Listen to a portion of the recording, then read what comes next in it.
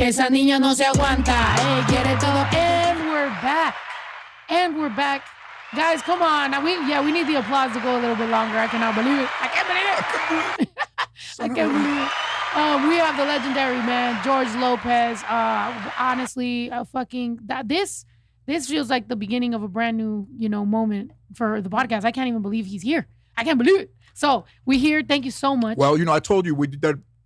My podcast is, I'm 65 years old. I've seen a lot of change. I've seen a lot of good change. I've seen bad change. But like I told you before, we waited for somebody like you. Somebody who's unapologetic, somebody who's musical in both languages, a rapper, a singer, artist, podcaster. I mean, oh my God. I'm proud of you. Thank you, bro. Oh my God. And don't think that, whatever the criticism is of anything, it doesn't negate a fucking thing that you're somebody that needs to be appreciated. Oh my God, you about to freaking make me cry. Thank you. Off the rip, George Lopez giving me my flowers. Thank you so much. And I got to give you your flowers. The same thing. It's like we all grew up on the comedy. You've been obviously breaking down so many barriers. You were the first at a lot of different things and just have shown the world, real, I remember my grandma passed away a long time ago. But my grandma, and she didn't speak English, by the way, so it was just on.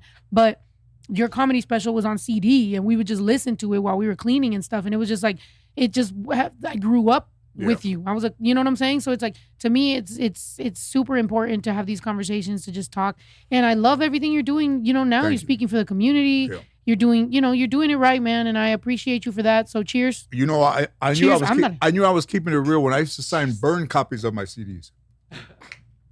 It was dead. Give us a sound effect or something when we take the damn shot. Oh, yeah, that's right. They said, they put it out. I go, where'd you get that? They're like, Santa Fe Spring swap me. Here, give it to me. I'll sign it. That's dope. You're better than me, man, because I fucking... Sometimes people be pulling up to my shows and trying to bootleg shit in the front. I'm like, hey, man, what the fuck? Yeah. What's going on? Especially when they did that with the God Bless All Latinas. They're in the front selling God Bless All Latinas. I'm like, bro, this is a Latina trying to be blessed right now, and there's 7 guys in the front fucking jacking me. And my cousin makes my merch, and my wife sells it, and we all work together. Pero... I get it, man. We all just trying to, make a little living, Mm-hmm. But come on, dude. You were doing these humongous fucking shows. You have become a staple. Like those jokes. We all know about the chocolate bunny. We all know the fucking jokes. You know what I'm saying? Like you did, except for there's some comedians that have even stole them to that point. But we're not going to talk about that or get into any negativity. But thank you so much for being so original, so fucking awesome. And thank you for being here. And there's no guaranteeing the thing, so I wasn't, I wouldn't say I was the smartest comedian or the best writer or, I grew up afraid of everything. And then, like I was telling you before, like you just become, I think you can work harder than other people, but yet nobody knows how hard you're working. So I would say, to a guy like, oh, how did you get to your position? I said, I worked while people were sleeping. Like I worked, if I got up early because my grandparents used to get up early, I started working on stuff. Amen. And I didn't take anything for granted. I didn't take anything so when these things started to come, I was, nervous, but then I thought if I worked this hard, the first show was amazing. And in the LA Times and all that stuff, it was like, wasn't supposed to go past 4 episodes. We did 120. It's still on. It's all on YouTube. Everybody's seen it. They grew up with it. But it's like, I didn't listen to negativity back then. There was nobody more negative than my grandma. I thought she was funny. I know, and we come. Look, I feel like throughout Mexican American lives and Mexican lives, Latino lives, I feel like we've all grown with those traumas and it made us who we are. I do think, and not to be one of those I know y'all are gonna call me Unc and be like, oh, you're being Unc right now, but it's like they're gonna be like, me saying that people got a lot softer. It's true. It's not just the older people saying people got softer. A lot of people, I'll be around people that I'm like, are you fucking kidding me? Like, well, when I'm like, dude, get the fuck up. You need to fucking go and do that. Literally, bro, I was at the airport. I just came back from Mexico City. And literally the ¿cómo se llama? El bus de un airport, de un avión to another one. We're getting on and they have to let people on. My attorney was in the seat, behind me and stuff. So I was like, hoping that everybody would get on the fucking bus. Okay, the guy goes, move to the sides and move to the back so you can make more space for more people. There's a fucking white guy with his girlfriend. I don't know what to do. I'm like, what the fuck already, right? So then I get up in front of him and I go and sit down and I'm like, bro, you know? And then again, they go, guys, you guys really need to move to the back, move to the side so you guys can make some space. I'm like, okay, cool. Like, move. The girl that's with him, I can't move anywhere. I can't go. And I'm just like, what the fuck is wrong? I literally went like this. Yes, you can. I got up and I was like, go. And then the guy goes, hey, we don't need that kind of negativity at 10 p.m., okay? I was like, I'm being positive. I'm motivating your fucking girlfriend and you. I didn't say any of this. In my head, I was like this. I was like, I can't. And do you ever just sit there and stare at people how stupid they could fucking be? All day. I'm like, how am I being negative that I'm giving your girlfriend the motivation that you can't fucking give her? You can't follow instructions. She don't know where the fucking, how to walk through brown people because there was literally two viejitas sitting like this. She don't know how to walk through that because I don't know what the fuck is going on. Hey. And they're the type of people that put their luggage in the front and they sit in the back. And that shit pisses me off because sometimes those type of people will take up my little fucking spot and then now I got to put it in the back and now I got to walk backwards and everybody's fucking standing up in the plane. I hate that shit. Sorry. You know what? If you're gonna go to Mexico, you might run into some Mexican people. So be prepared to step to the fucking side once in a while. That right. you being there is not helping the economy or the tourism. Right. The cartels dominate who goes and what time and when. So if the cartel wanted that shuttle to leave at 11:30, it's gonna leave at 11:30. Speaking of cartels, I'm like, speaking of cartels, that happened in the United States, and that airline is controlled by. No, I'm just joking. There's bigger people out here. But you know what I love about Mexico? The people are great. But when you land in Mexico, this is how they decide whether you're gonna get your bag checked or not. You go in there, they have a button like the Price is Right, and you hit it. And if it turns green, welcome to Mexico. Mm-hmm. And if it turns red, you're doing 2 years. You'll be out in a year. Yep. That's how they decide. Just a random light. Yep. They took me to the fucking back room. They literally, I went like that, and they're like, you can go that way. And I was like, why? And they were like, just random. A lot of times we do this to Americans. I was like, Americans? I'm seeing hella fat white people walking by with their big ass bags. Everybody's passing by. They're like, sometimes Americans have cigarettes. I was like, what about them? They don't got no fucking cigarettes. They look like they got a lot of cigarettes. And anyway, they take me back there. I checked all my stuff and they counted. I had a bunch of like crumpled up ones in my bag because apparently I'm a stripper. And so they wanted to count the money. They sat there counted every single. I was like, I don't have more than $10,000. Like, it's just all crumpled up so it looks like that. And then they're like, we're gonna count it all. How did you make your money? What do you do? I'm like, man. Whatever. 45 minutes later, my wife's scared as fuck. I finally make it out, and they at least just put my money in rubber bands for me, so that was nice. You know, I'm ADHD, so I needed some help. You are? Yeah, I needed some help consolidating and organizing. How did that shit start? ADHD? I don't know. How does Latinos get that shit? Very chiripiorca. Well, we're on people all the time pitching nervous. I think, look, I'm going to tell you this. I get what you're saying. Like, I don't know that we should victimize ourselves to that. I do think, though, like, for example, my mom, nobody's ever told her she has ADHD. But sometimes I'll be watching her and I'll be like, you have ADHD. Like, that is what's randomly, she'll just start something and then start something else and then do something else and then pulls everything out the closet because she's going to organize it and then never puts it back. And then I'm just like, this is giving, but nadie le dijo. Yeah. So I get it. No, I think so. When if you were ADHD, ADD, if you had trouble focusing, there was no pills they were going to give you. They give you a putazo, or they grab your shirt and tell you when you're going to church, hey, relax. There was no. Do you think by today's standards, when you were like, if you were to look at yourself as a little kid, would you be like, I might have? No, I wish something was wrong with me. You sound like I just think it was wrong. Something was more wrong with the people around me than I think that was wrong with me. My mom was not always there and all that shit. And it's like more so than what my friends had to deal with. They had their mom and dad and my grandmother raised me and stuff. And it's like they just kind of left me alone. So I think, when you're left to your own, back then, you send somebody to the room now, it's fucking easy to do other shit. But back then, gotcha. Yeah, you just sit there. You're like, fuck, dude. I know. I was saying that we were on a trip right now and they were like, that my brother and I sleep with the TV super loud.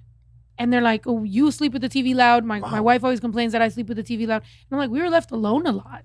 Like we literally, that's what I'm telling you. Like we grew up like just watching TV really fucking loud, and whatever family show was on TV is what we were watching as a family dynamic. Yeah, how does that start? Like, wait, that you could sleep with the TV loud. The fuck? Was when we were little, we were scared as fuck. So a lot that made you feel like there were people there? Yeah.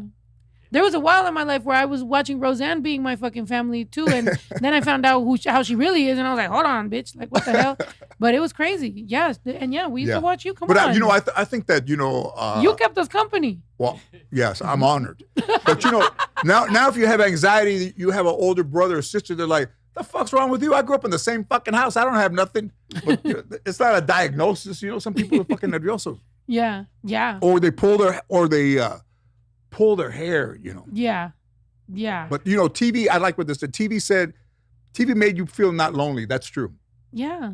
You know, and you know, I think all that, the comedy specials, the TV, all that has kept so many people company that I think, you know, we grew up with you. So when we see you, we're just like, that's George Lopez. Yeah. Like, it's insane. But yeah, I mean, growing up, for you, and you said you were raised by your grandma, and obviously all the we always say, right, whoever's got the most trauma be having the funniest, you know, jokes and the funniest bits. Well, sometimes. You know, my grandmother. You did it.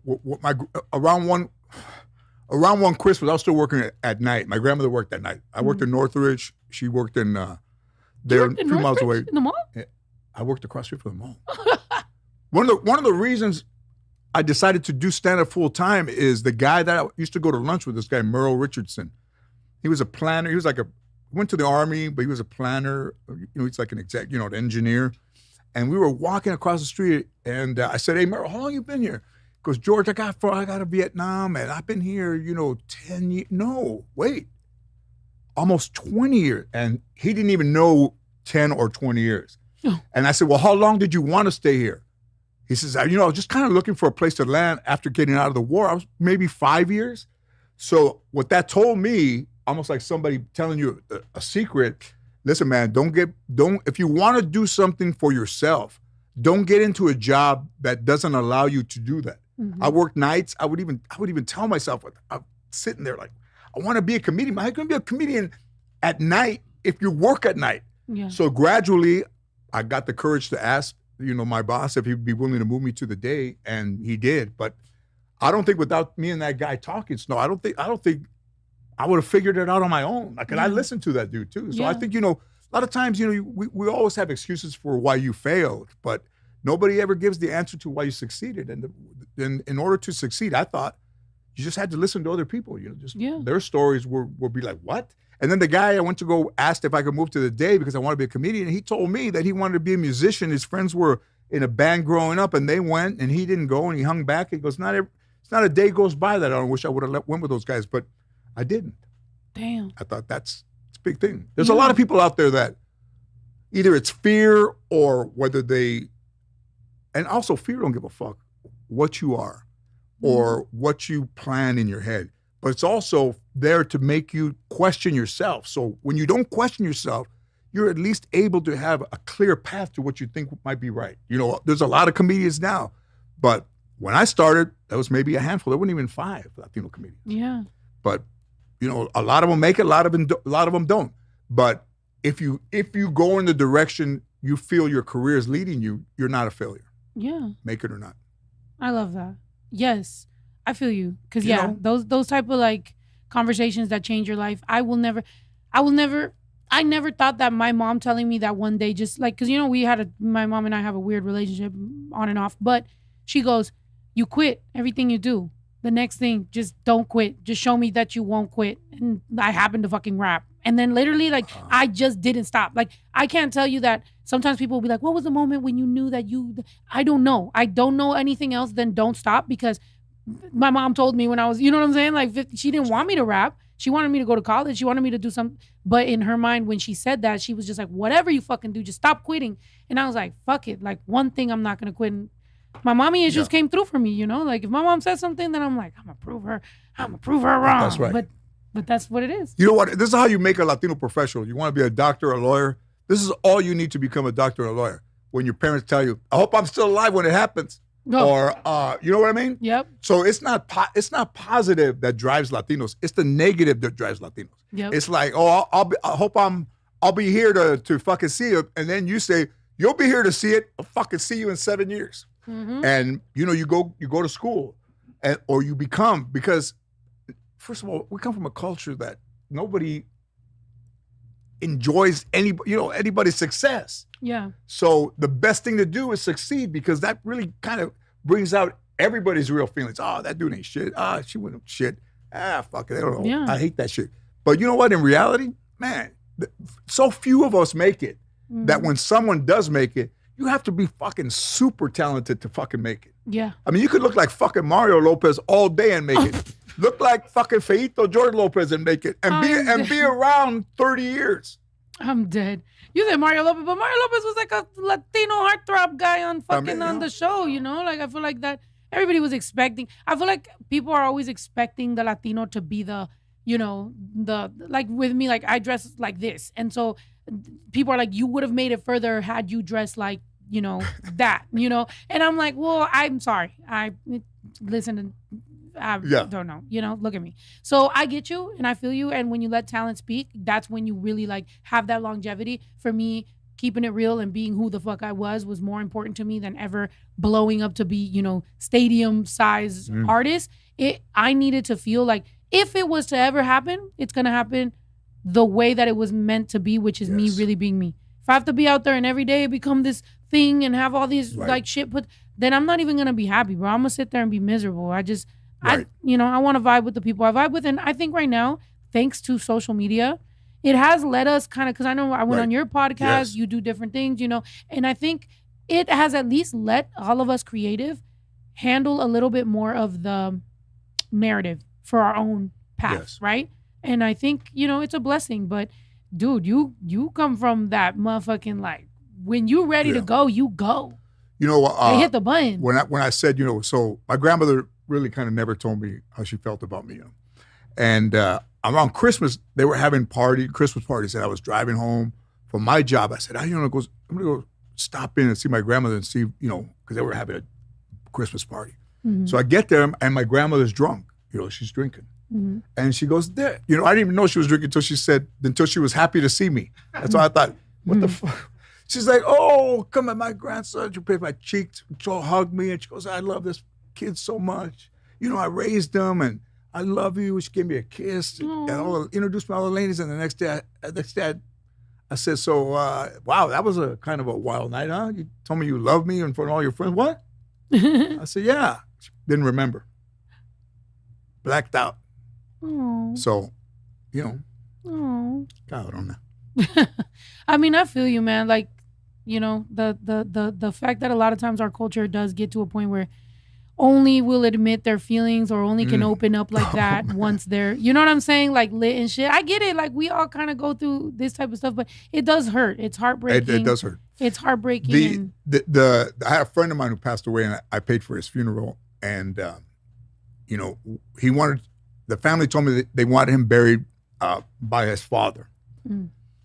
And I remember when his father was sick, I went to go see him, and he told me, have my son come and see me. I'm sick. He's the only one that hasn't come. So I talked to the guy. I said, you got to go see your dad. And he's like, no, I can't see him like that. I said, hey, man, your dad is sick. He's dying.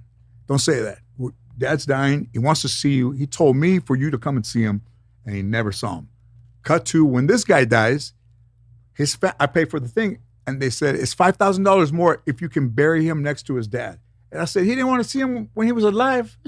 Now I got to pay $5,000 so they could spend eternity together. And you know what? I did it.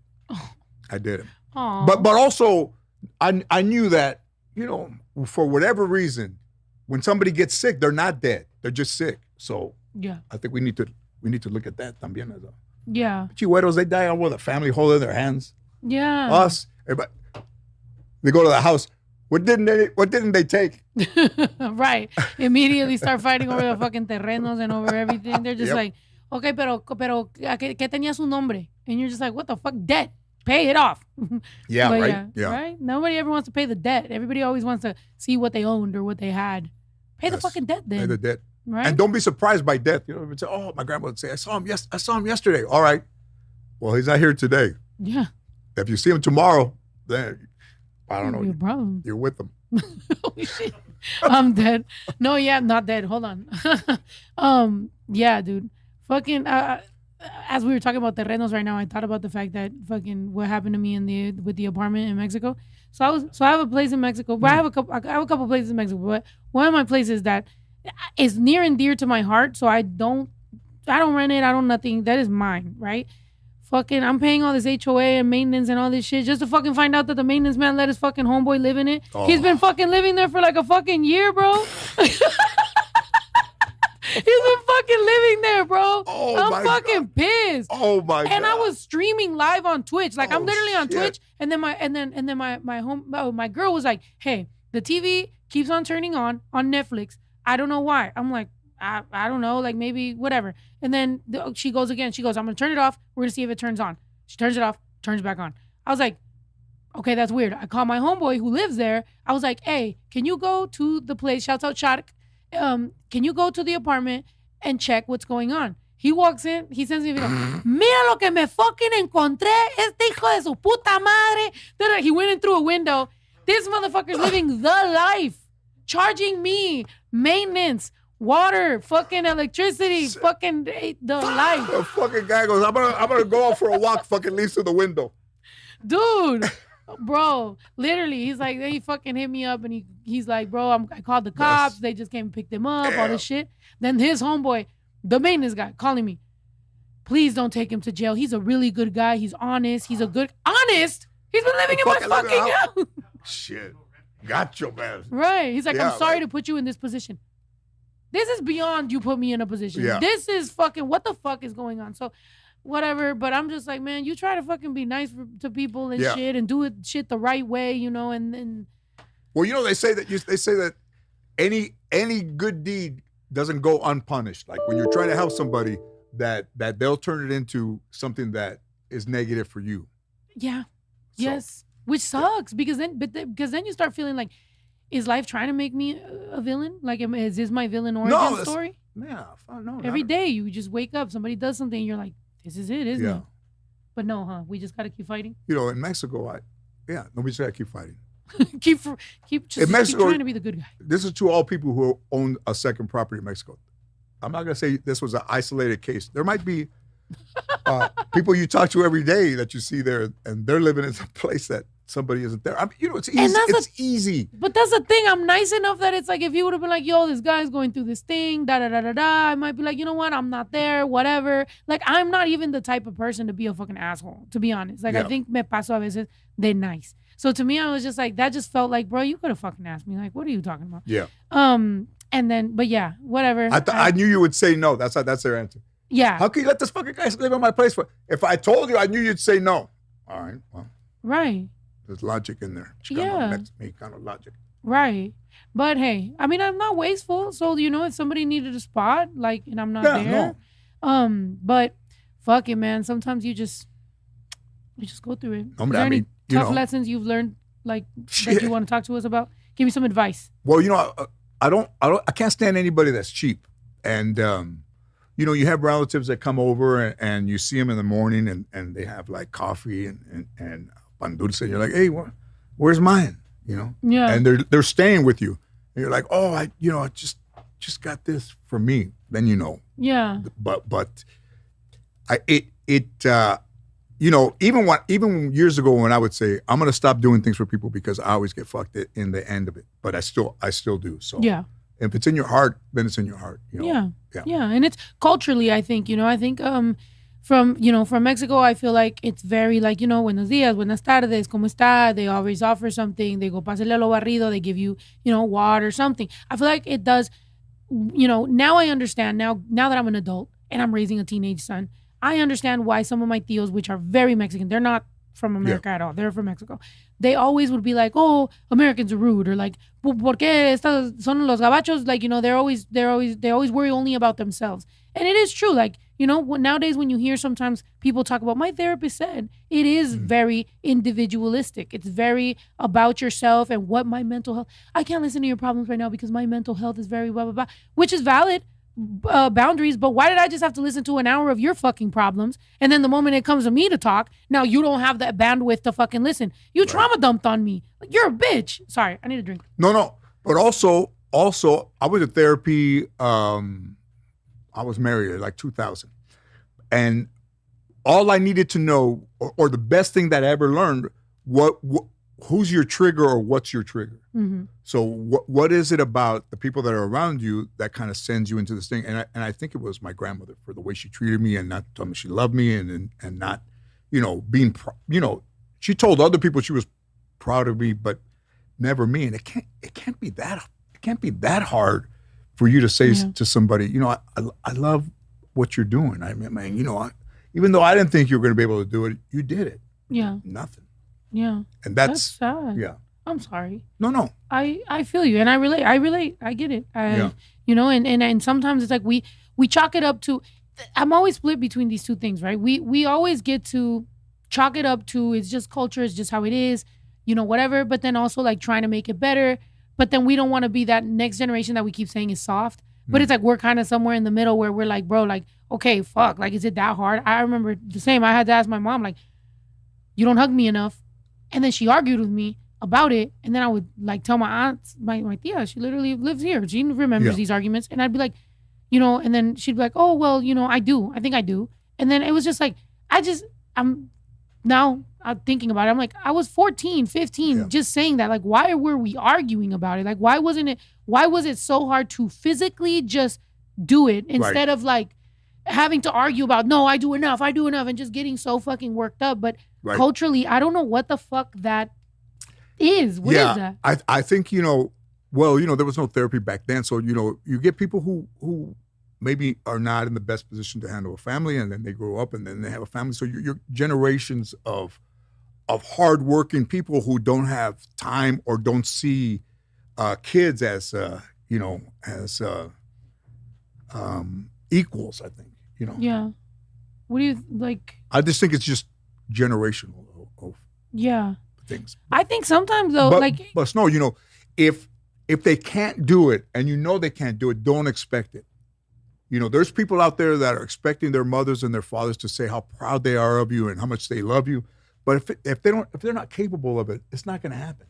And people go decades, years trying to get the verification, but you're not going to get it. Damn. They don't know how to give it to you. Give me a beer. But it's not a bad thing. They just don't know. So you have to move on from it and think, maybe in their own way, they understand it. Yeah. I'm going to try not to cry, George Lopez. Okay, I don't want to make you cry. No, it's true. It's true. And and we turn it into funny, and we turn it into songs, and we turn it into, whatever. I turned it into, dating women that were bad for me and that beat my ass. But, we all don't have mommy issues, right? I think so.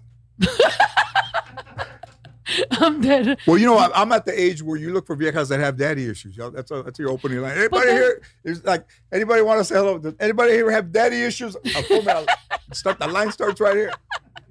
No, that's true. That's true. I mean, look, daddy issues. Okay. Well, because I'm a lesbian. Yes. So I'm like, did you know? I don't care. I'm like, what's giving? Right. No, but yes, we also talk about that, like the girls with the daddy issues. But at some point, it gets a little too daddy issues where you're like, okay, girl, like, what the fuck? Go talk to your dad. Well, has that ever happened to you? If you're looking for somebody with daddy issues, or that's not someone you're gonna want to be with for the rest of your life. Oh, that's my friend. I fucked up. It's like a quick hookup, I think. So you were okay, yeah, that makes sense. So you were more of like the hookup type. I'm like, I fall in love on the first date. I used to. I went to therapy. Yeah. I'm a better person. And why did they say that you fell in love on the first date? You just want to be accepted, I have attachment right? issues. Yeah. I have attachment issues, and I'm immediately like, I didn't find out that I was gay until later in my not later in my life, because that sounds like I'm super, but it was more like usually girls find out when they start falling in love with people. Me, I was so like, everybody told me, you have to find a husband, you have to get married, you have to have a kid, you have to do. So I did everything scared, right? So I was like, okay, religion, God's watching me. I'm Catholic. My family like prays every single day. I'm an altar girl. I'm a choir girl. Like I literally, all these things. And so I was like, okay, this person loves me. I love them. This is what love must be, right? It's not until you start developing that you're like, actually, I don't think this is love. I watched a lot of love movies. This doesn't feel like that. That's when I started to be like, okay. And then when I ventured out and I fell in love with a woman, that's when I was like, this is what it feels like. Right. So then I start dating, and then, you know, it feels nice. And so then I'm in love all the time. That's right. You know? Yeah, that's right. And, you know, we come from a whole, I mean, the Mexico during the World Cup, the other World Cup, they asked me to, nobody knows this, they asked me to do a video talking about when the Mexico fans, when you throw the ball in and they yell puto until it lands. My God. Right? Guys, TikTok, we're going to close you off. Go to fucking YouTube. He's about to talk about puto. They said, so go. Would you be willing to start a campaign where you told people that in Mexico that yelling puto is wrong because you're at a sporting event and it's a slur, and, you know, you're trying to get the Mexican fans to stop doing it? And I said, no, I'm not your guy. And they go, why not? I said, because they'll do that shit to me every time they see me get on a bus. I said, it's not going to transfer from that to me. So I said, Charlie, I think, you know, I said, this is something that, you know, has been going on for a long time. So I said, instead of, you know, criticizing it, well, just enjoy it. Right. And there's some things like that. Terrible. And yeah, that's right. There's some things that just don't fucking translate.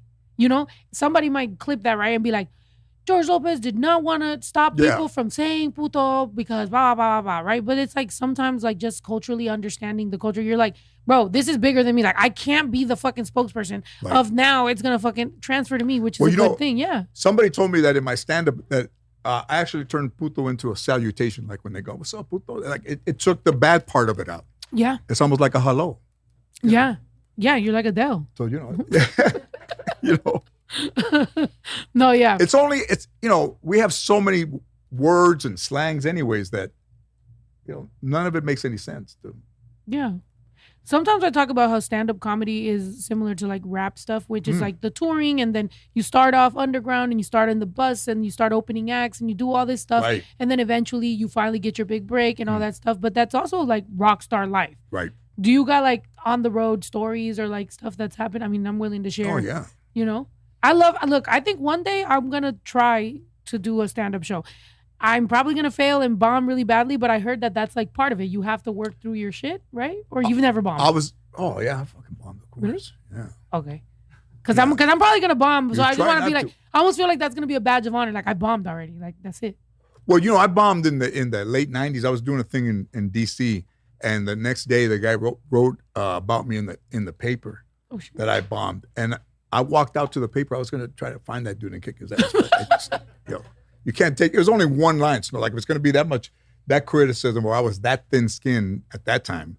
But yeah, well, I walked down to the paper and tried to get in the building. Oh, so you did do it? Yeah. Oh, and what happened? He wouldn't come out, no. But you know, also in those things, like, only something crazy could happen, you know, on the road, you know. Let's see, wow. We were staying up in Sonoma doing a show up there, and there was a wedding party there, and the mom of the bride was there, and she was talking to me, and then the son came over and got in between us and said, George Lopez, you're not gonna fuck my mom. I said, no, I'm not. I'm just talking to him. I'm not trying to. But then because he said that, I tried to. Valid. That's valid. Right? Yeah, you're not going to tell me what to más do. pestosa la cabrona. Jesus Christ. I had to pay extra when I put the car back. Damn. I mean, hey, I'm the type of person, hey, you tell me what I'm not going to do, I'm going to tell you what I am going to do. Go ahead, George. I see you. Yeah.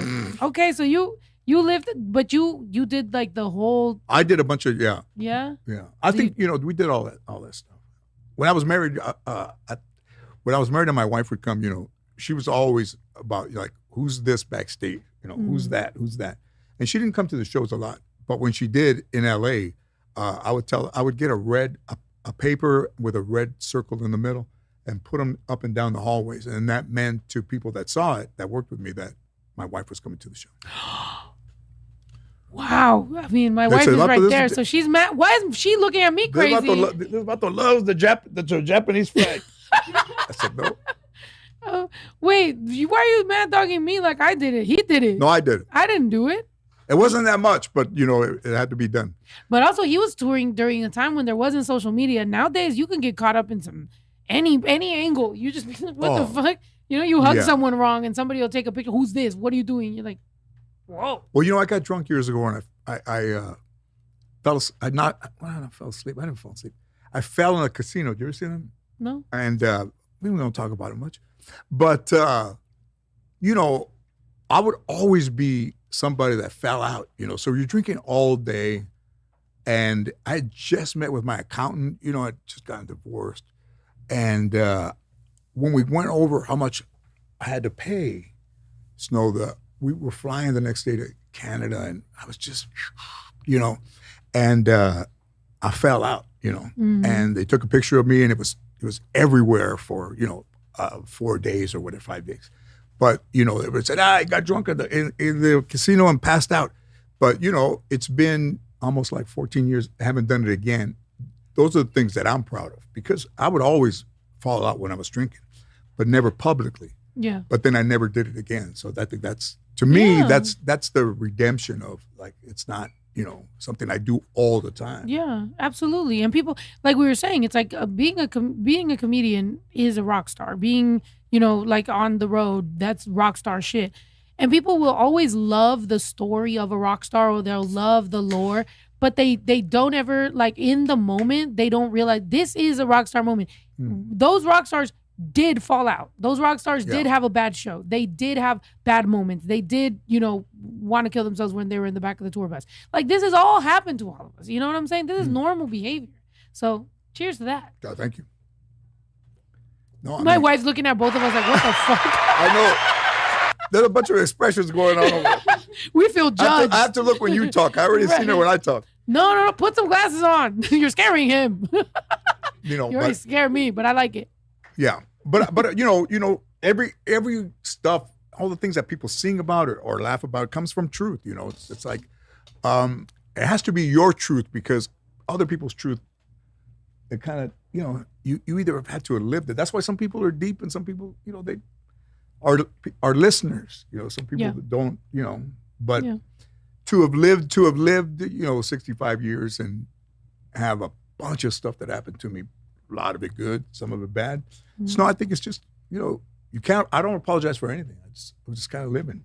I love that. Yeah. I love that. Good for you. And it's like, we were talking about that. It's like, you living in your life right now. You're chilling, you're vibing. What's a typical George Lopez day? Like, do you remember, you're like, I'm fucking George Lopez. Like, what the fuck? Like, or are you just kind of like doing normal stuff? Really famous people are like, I bought toilet paper today. And you're like, that's cool. Yeah.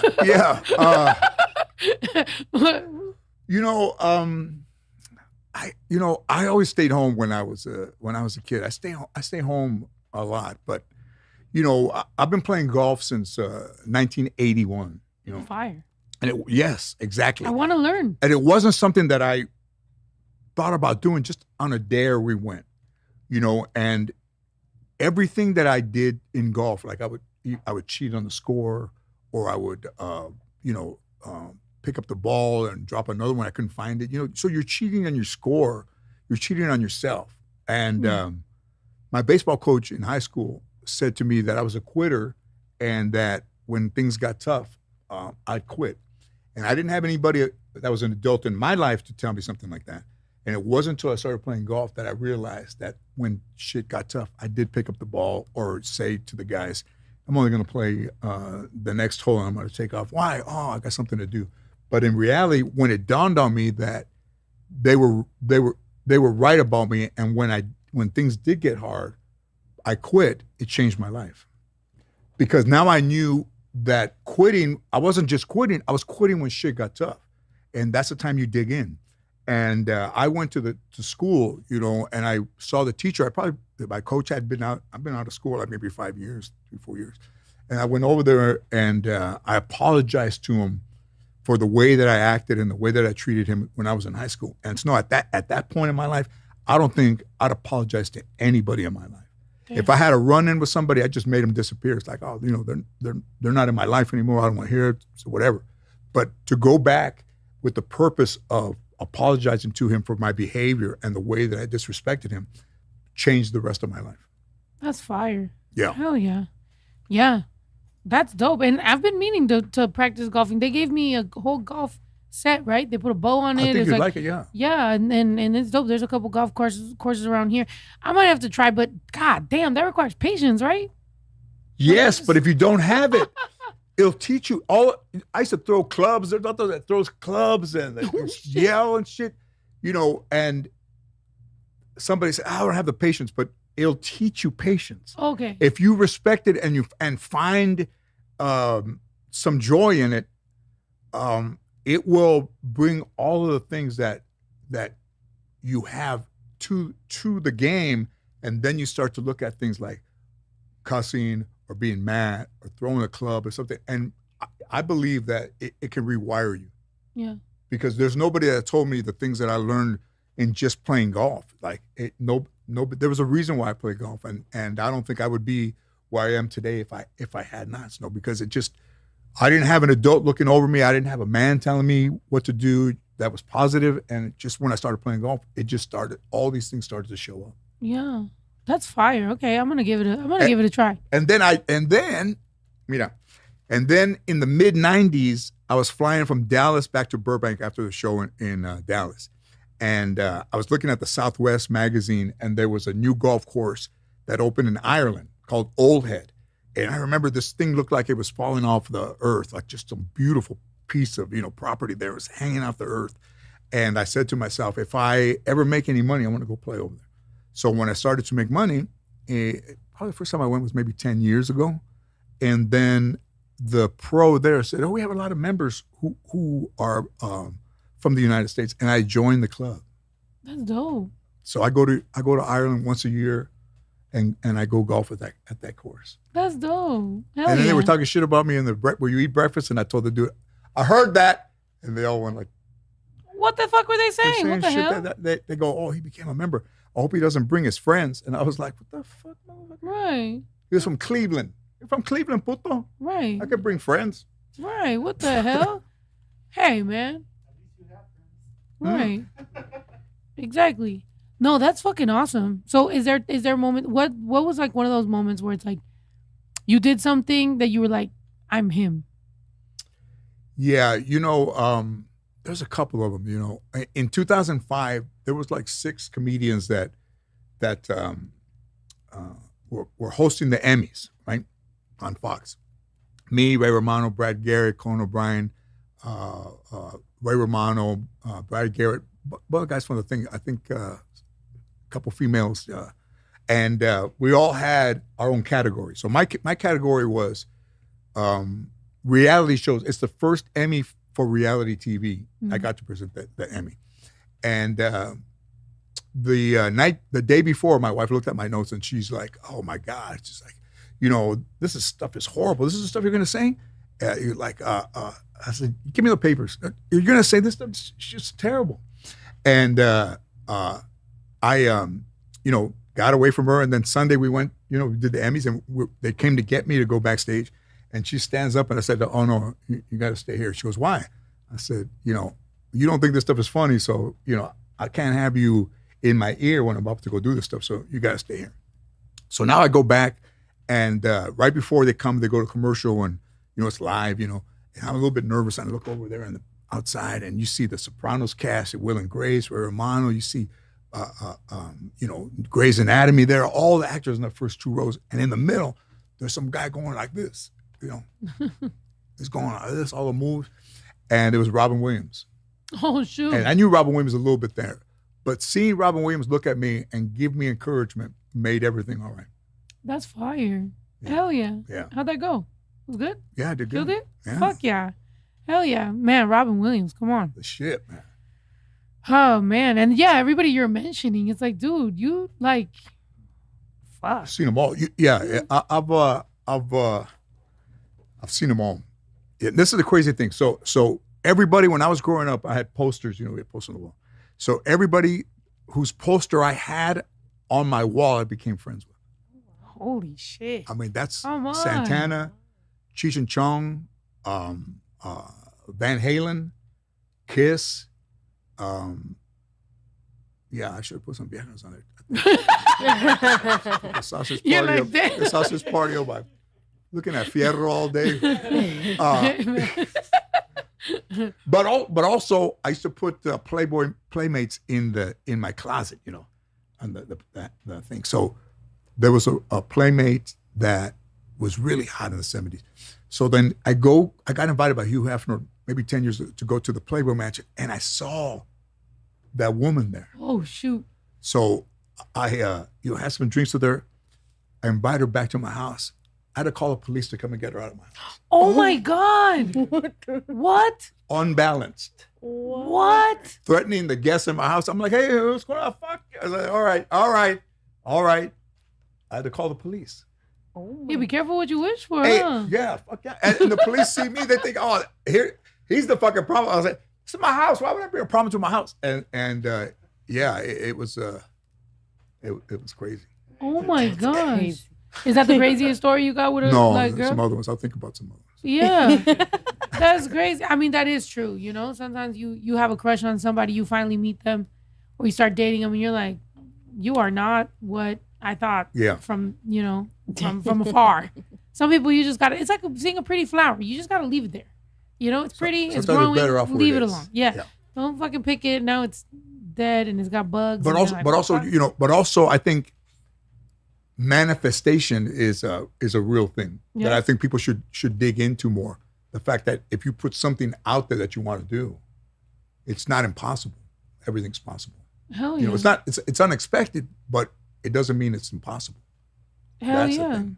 Like shit, man. When Prince was on my talk show, he was really cool to me, you know. And afterwards, so I knew a guy that made hats, you know, and he makes Prince this hat like purple, deep purple with a feather and shit. Shit was nice. I mean, that family had been making hats for 100 years. So after the show, we go in Prince's dressing room, meet Prince, another guy, and somebody Prince was with. And I said, hey, Prince, I got you a gift. And he's like, oh, man, you know, I'm a Jehovah's Witness. I can't accept any gifts. So I left it there as a white box. So as we're talking back and forth, he goes, what is it? And I said, oh, you can't accept gifts, man. He said, no, but what is it? I said, oh, yeah, you know, before I go, I'll show you. And then he's walking back and forth, and he goes, can I see it? I said, yeah, you can see it. It's for you. Can't accept gifts. He opens it up, and however they had white paper inside in a white box, he takes the lid off, and como the feather came out, like, hello. You know, the feather came out. Yeah. And he looks at me when the feather, he looks back down. I said, yeah. Takes it out, and he sees this deep purple badass hat with a feather. And you know, when people love hats, they usually hit the brim, you know, like it's just a thing. And he goes, puts it like that. I said, shit, I think I got him. Puts it on, puts it a little bit like that. And he starts walking up in the room like George Jefferson, back and forth like 3 times. And I said, man, it's too bad you can't accept that gift. He goes, oh no, I'm keeping this one. I love that. Hell He yeah. drove off in his car with it on. That's fucking fire. God. I'm it's dead. crazy. Oh, I love Prince. And that's so fire though. Like, you know, I know that on your show you had a lot of different people on there, and then you had your show, and then to end up making a show also with your daughter, and you I think that's so, like, that's dope, the reinventing of all these things. Thank you. How do you feel? Like, where are you at right now? You know, I did this interview with this guy from the Comedy Hall of Fame, and this guy knew everything about me. We talked for 4 hours, and you know, the things that I would look at as not being successful. When I started to talk, he said, "I don't know why you're like that. I mean, you've been successful, and you were able to do this, this, and this, and you were able to bring your daughter to it. It's like." In any way, man, you've not failed. You've exceeded your expectations. Yeah. And it's not a failure. And don't ever consider yourself that. And I don't think anybody's ever told me that either. So That's they're just awesome. things, you know, when things end, it's very, you know, it's almost heartbreaking because, you know, the first show ended and you're like, you know, did 120 history, you know, comedy history for TV, but also, because I had Mayan with me, it made it tougher to not get renewed for the show, like, because I had to tell her, and she was emotional about it. But it's a lot to lose a show, especially when it's named after you. Yeah, but it's not the end. I told her it was the beginning. Yeah, no, for sure. And I mean, things are always evolving and things are happening. And I think, with parenting, what has been like I told you, I'm parenting a 16-year-old. Like, what is something that I know? Look at that! Like, what the fuck, bro? Yeah. Like, you literally, we gotta go to the star. That's beautiful. That's amazing, bro. Like, and then with having a daughter, like, I just had this conversation because I was in Mexico City this weekend and I was there with my friends and everything, and they were asking me like about my son and what he's gonna do when he grows up and all these things, and I'm like, I always kind of kept him away from like the spotlight because I was like, I was nervous about that.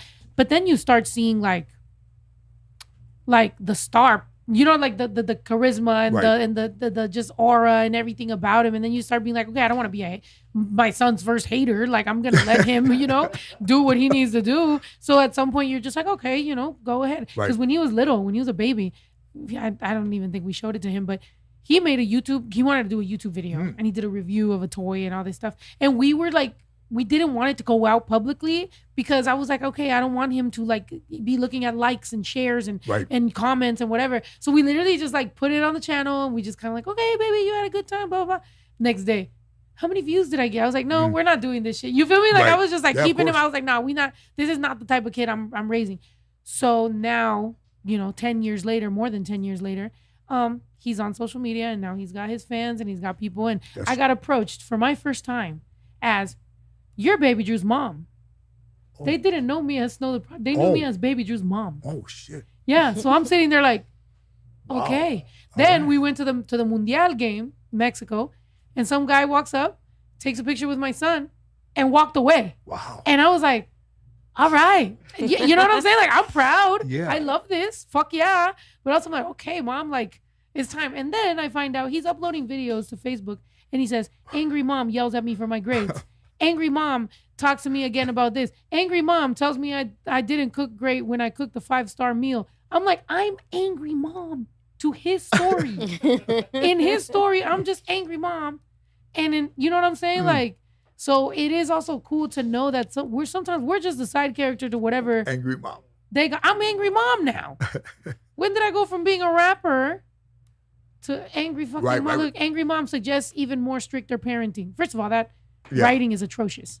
I thought I was cool. But it's always, yeah. Oh yeah. They're always a bit like, it's not always together as a parent. They have to keep you a bit at distance. Huh? Right? Yeah. Yeah. So did you ever like go through that? Like, you're not so cool, but then you did they ever redeem yourself? Did they ever go like, you know what, you're pretty cool? Your daughter? No. You're like, no. I've seen y'all's TikToks together. I think it's cool. Yeah, she makes me do that shit. I don't want to do that shit. I'm dead. Like, I'm happy just kind of chilling, not so much. I don't read comments or I don't read any of that stuff. I'm kind of just happy to just be doing what I'm doing, I love that.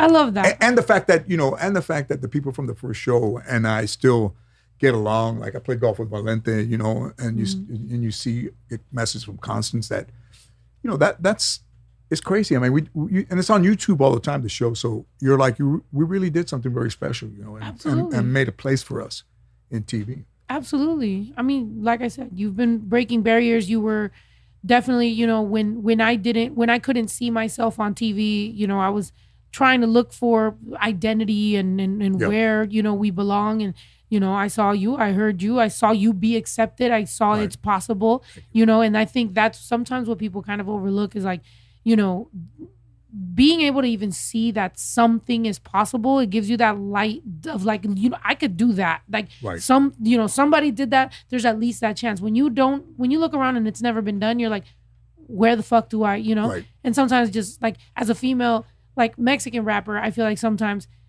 I've been looked at as some sort of blueprint and I'm looking for some sort of mentor or help or something. And sometimes I can't find it. And people think probably that I'm cockier than I am, when a lot of times in my career I've just been lost. I've been looking for, so I find it in, you being a comedian and writing a show and all that. I'm like, then that becomes a North Star of like, yes, I rap, but that's fucking dope. Like I want to do that. Like, so I think that's fucking amazing, man. I did did a lot of those HBO specials live, because I was like, how can you make stand-up more difficult?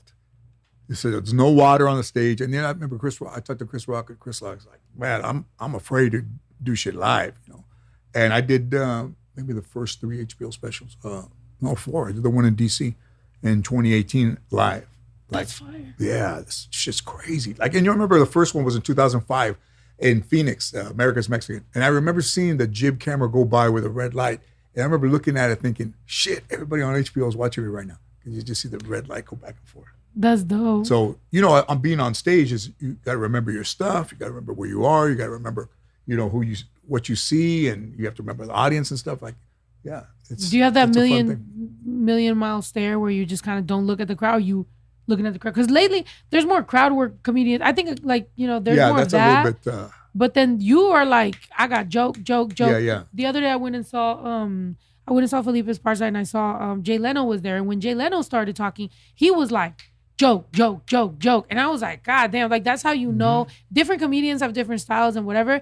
But Jay Leno been doing this shit for a long time. And they were all, even if it was a joke about something little, it still was funny. And he was just like, and the next one. And I'm like, that tempo, he got it, when we were starting, like you didn't talk to the audience, so they thought that was, cheap, for you to somebody to talk to it. Or you had to be clean because, you were trying to get on TV or whatever. So they said if they saw you be, blue or dirty, they would be like, oh no, forget him. What's blue?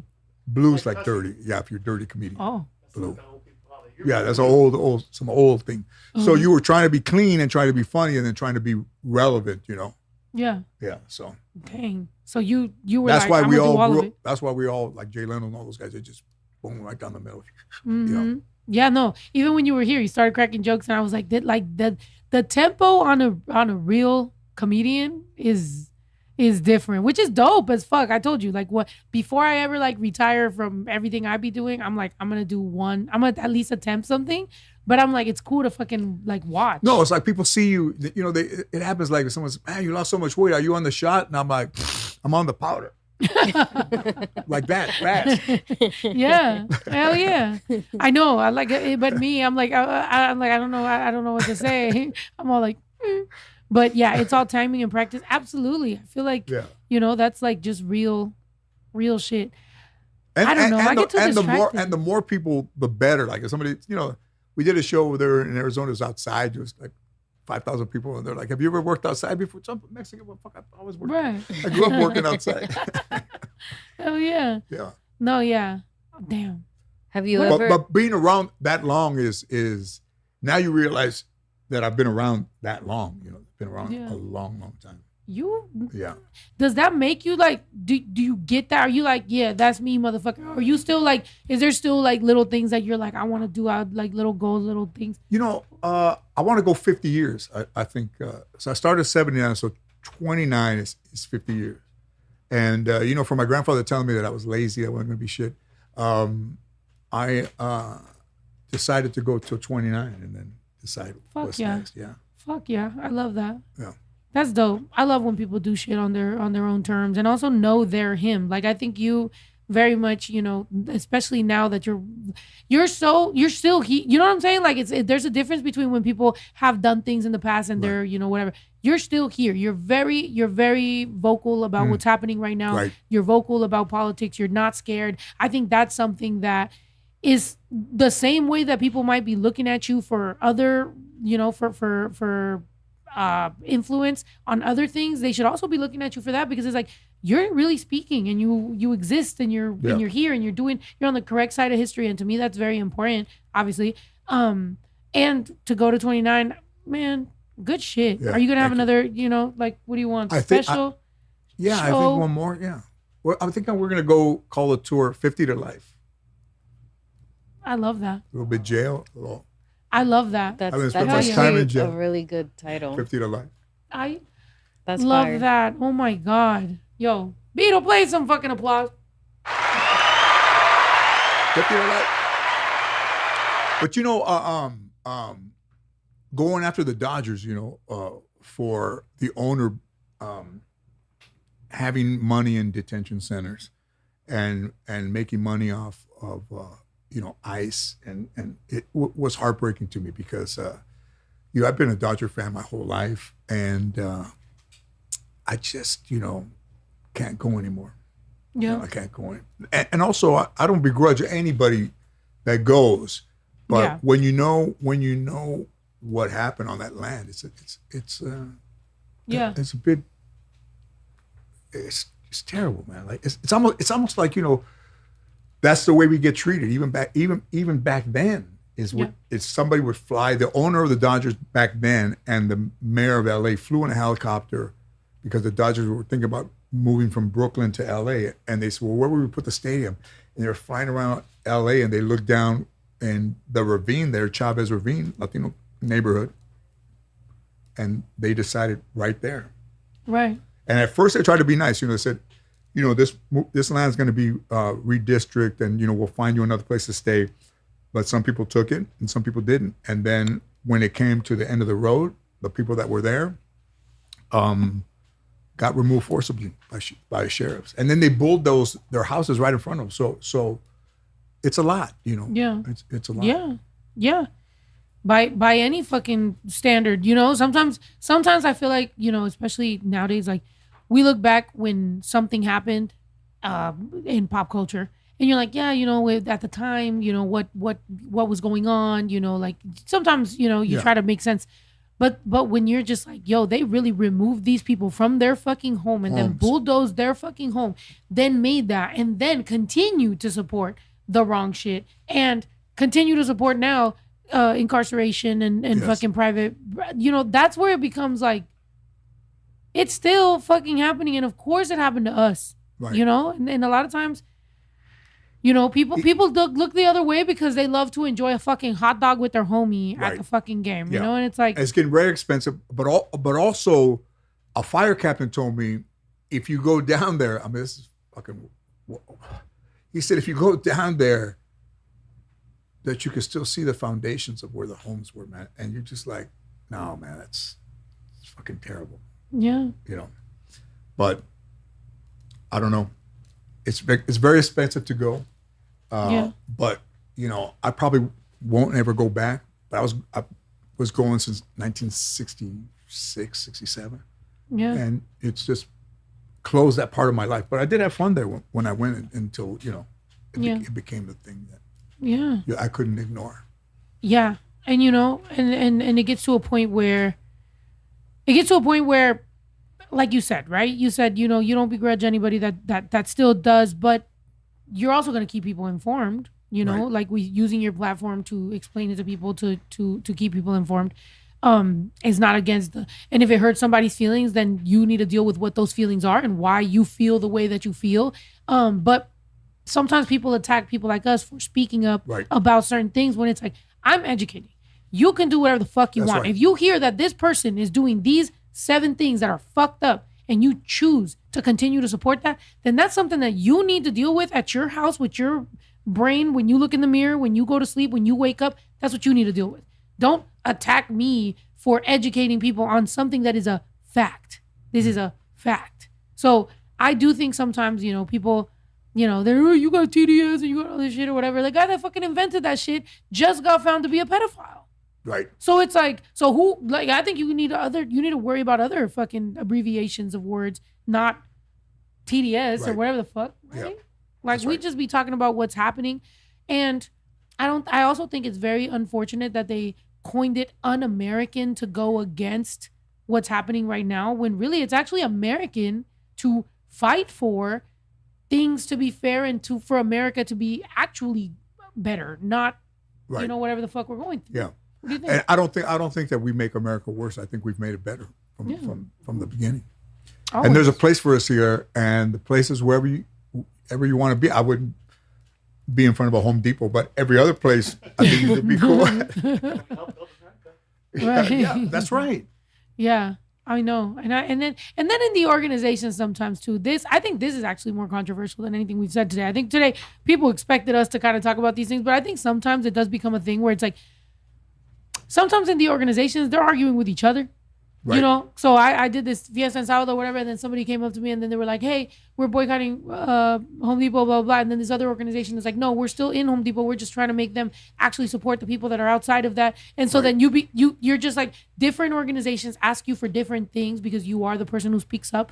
And so here you are, but then different people have beef with each other. And then they're like, well, you know, these people do these things and these people do those, but they don't actually hang out and they got a gala and all this stuff. Do you ever feel like it's all... becoming like we're losing the plot? I think we're losing the plot, but also, you know, there's a lot of people that are on every issue. You know, I pick my issues that I want to be in because I've been around long enough to know some things are just for other people. You know. Yeah, and that's fair. Yeah, that's dope. I mean, Trump. I mean, you know, I was on Trump where the Secret Service came to my house. I mean, that's for jokes. I mean. And the shocking thing is that they have everything that you've ever put on social media. They have it. Yeah. So when they came to my house, they would say like, do you remember tweeting a picture of El Chapo holding allegedly the head of, and you're like, who? You know, como pendejo. You know, Mexicans always go to the pendejos like, who? El Chapo. And then they show you the picture and you're like, okay. You think that's funny? When I did it, I thought it was funny, but right now, I don't think it's funny. And then everything they give you is something you put on. So it's a scary situation, like to be... Yeah. to have the Secret Service in your house. You know? Yeah. Do you offer them water or something, a beer? They didn't want anything. I'm trying to put something in it. So you guys want some coffee? Yeah. Cookies? No. We won't be here that long. Shit. You're like, well, that's good. You know, but also onto that, like, you know, they said, do you remember tweeting when Donald Trump called Mexicans rapists and criminals? You said that when you saw him, you're going to rob him and fuck him. And I was like, I said that. Yeah, sometimes when you get told your jokes back, you're like... And I said, yeah, at the time I thought it was funny, but right now, you know. So, but yes. But also, most of Latino Hollywood went quiet. Yeah. Or their supporters, which is fine, but... Or they're empathizers. Yes. Or sympathizers. But don't try to be in the culture and then you're with that dude. I mean... Bro, there's so many people that immediately, you know, first they were for it, then they stayed quiet, and then they started deleting the paper trail of everything that they fucking said. I hope more fans start going to Wayback or any of these fucking, you know, websites that can take you back and see what people had posted. Because there's a lot of people acting right now like just because they went to one fucking protest and just sat there and took a picture for a photo op, that they're doing something, and then people eat that shit up. They love it. There's so many people like, just because I don't want to start drama, and that's the reason why sometimes I think about retiring. Because if I did retire from rap, I will start talking so much shit. I will literally just become a fucking outlet. Because right now, if I say it, they'll be like, "Oh, she's just salty. She's this and that." But if I'm just here podcasting, then I get to talk about all of y'all. I'm gonna be on my Joe Budden shit, and I'll just fucking say it because honestly, there's a lot of people that I saw those posts. I saw you make America healthy again. I saw you fucking liking certain things or being on with some of the red pill bros because you're a pick me ass bitch or whatever the fuck. And it's like at the end of the day, now they get to just be here and be the voice of I'm this and I'm that. And it's like, shut the fuck up. That's why I drink. Y'all stress me out because I don't want to hate on my own people because I'm like, we already need to look decent in front of these motherfuckers. So I'm trying to look unity. But y'all are fucking up the game. And stop. Right? That's why nobody can really understand what Latinos are into because there's so many variations of Latinos. You know, everybody, some are from a different country. We don't think the same, and you know, and they still approach the culture like it's one culture. It's not one culture. There, you know, what I just performed in Puerto Rico a couple months ago, and they said, "How was it?" I said, "I just thought." I would go and have a good time. And then what'd you realize? I think Puerto Ricans think they're better than Mexicans. I think everybody thinks they're better than Mexicans. Like we're the lower rung of the ladder. It's like I don't know how the fuck they think that. I think depending, like, you know, it's like without generalizing every single person, there is some people that if you go, hey, are you Mexican? They go, fuck no. And you're like, what the fuck was that? Like, bitch, I didn't call you a roach. I said, are you Mexican? Right. I just was wondering, you know, and it is weird how many people will talk about Mexicans that way. It is also weird how many people will talk about Central Americans that way. It's like, bro, everybody, like all of our countries, like Latino America is so beautiful. And we have so many amazing fucking beaches and resources and so much beautiful land and people and everything. And if it wasn't that way, then why would they continuously be trying to fucking colonize us to this day? Why would they continuously be trying to buy up all the land? You see what's happening in Honduras. And I keep mentioning what's happening in Honduras because it's like all eyes on that, because whatever happens with that city that they built within Honduras, and then now they're suing the government to like have their own city. That's gonna happen everywhere, you know. Like every time, like I've gone to Sonora and like I see so many older white people going, and I'm like, these motherfuckers are buying this shit. I'm like, what's happening? Because I know that's where they found the lithium. My mom was born in Sonora, so it's like, you know, it's like that's where they found the lithium, and then you know Mexico's trying to build, you know, cars to compete with, you know, like but cheap. And then even there's a lot of like right-leaning Mexicans that will say, like, oh, that car's not cool. But it's like, yeah, it's just supposed to get you from point A to point B. If you want to go keep sucking fucking Elon Musk's dick, then you could go and do that. I'm sorry. But that's fine. But also, they still... My tia's back there, by the way. She's looking at me like, why are you talking about dicks? But you know, they try to put everybody as one. We're not. That's the main thing. People would come to me, how do you try to get Latinos, you know, together? It's like, no, we're different people. Yeah. Like, you know, they said, how do we get, they asked me, how do you get more Latinos to vote? I said, add salt. I don't know. We love salt. Right. Yeah, we do. I do. I know that for sure.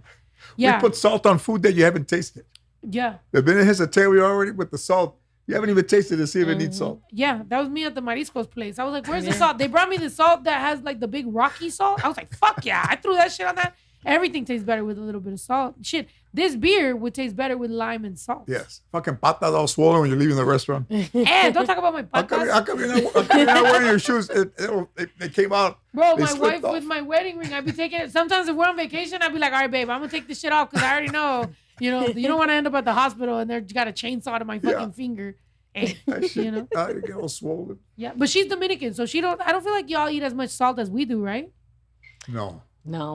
Yeah. No, or chile tampoco. Because you put salt in your fruit. You put salt in like anything. Everything. Put salt on my vitamins. I took my ADHD medicine that I'm trying out now. I put that salt on that shit. You chased it with salt? Fuck yeah. Somebody said to me, what's the difference between pussy and panocha? Oh, shit. Right? What's the difference between pussy and when you say panocha? I said, pussy is panocha with tajin. Just add tajin. I'm dead. And, Okay. and it goes to panocha. Pussy's down here. Panocha with tajin is up here. First of all, there's a couple thoughts that I have right now. One is I just told you my tia's back there, and he's like, "Let's talk about pussy and panocha right now." She's already fanning herself. She's fanning herself right now. She's like, "Ay, me puse, tía, tómese un shot, tía, para que pues aunque sea aguante, tómese un shot." Take your all mind right, off. my wife and my tia gotta take a shot so that we at least get relaxed. I'm saying, come on. And then also, Too Short was just here last weekend. We were recording, and he was like, "Yeah, make a verse in Spanish." He's like, "How many different ways can you say pussy in Spanish?" So right now that you were saying that, I was like, "Yeah," I was like, you know, toto. I was saying a bunch of shit. So now here we have George Lopez talking about, pussy. Yo, we might as well, we're gonna be like, let's talk about the quotes of Panocha quotes. Panocha quotes in the fucking, I'm dead. But it is true, right? Because my tia, you know, I was telling you earlier about the stuff with my mom, right? Yes. So my tia has always showed me a lot of love because she was always like, "Yeah, I don't know why your mom wouldn't just hug you. I'll hug you." And I'm like, "Yeah, but I wanted a hug from my mom." Yeah. And she's like, "Well, I'm here." And I always felt very, you know, I love my tia. Yeah. But she was married to a Salvadorian man. So they took me in. Cheers, tia. Oh, I think I still have. He finished his, but how did you, and why did you take her in? You just, family is doing for family? Que por qué me fui a vivir con usted. Yeah, she speaks English. Familia? Sí. No, Sí, o sea, ¿por qué me aceptó? Dice, ¿por qué me aceptó en su casa? Oh, pues ella y yo siempre nos hemos llevado bien y desde chiquita pues tenía sus problemas con su mamá. Yeah. It's Y la beautiful. mamá la sacaba de la casa y yo les decía. Sí o no, I would no, ask my it's mom why she didn't hug me. Sí o no, I asked my mom why she didn't hug me, and then you were like, pues yo te abrazo, mija. I was like, Ajá, pero ella corría de mi abrazo. She's not a hugger. it's because I think if people weren't understanding what I was saying, I was just like, why is my mom arguing with me about hugging? Yeah. It wasn't like, it wasn't that I didn't appreciate my tia. It was just more like, why does this become this? And I was, it's like, I think I was right. And growing up now, I still have that feeling. But at the same time, whatever, you grow up. No, of course, because it's a mother. But in reality, very few people have somebody in their family that, they can depend on 100%. Yeah. Yeah. And with my tia, I always bounce. People always ask me, right? Because I was born in San Jose, and then we were in Redwood City, and then my tia lived in Modesto, and I lived in San Diego, and I lived a lot in Mexico too. Like, damn, were y'all all right? I'm being emotional here. So I broke their hip. Okay. And do you need anything, by the way? Because he just pulled out a new Diet Coke. I'll take another shot. Ándale. Fuck yeah. No, but you're right. You're right.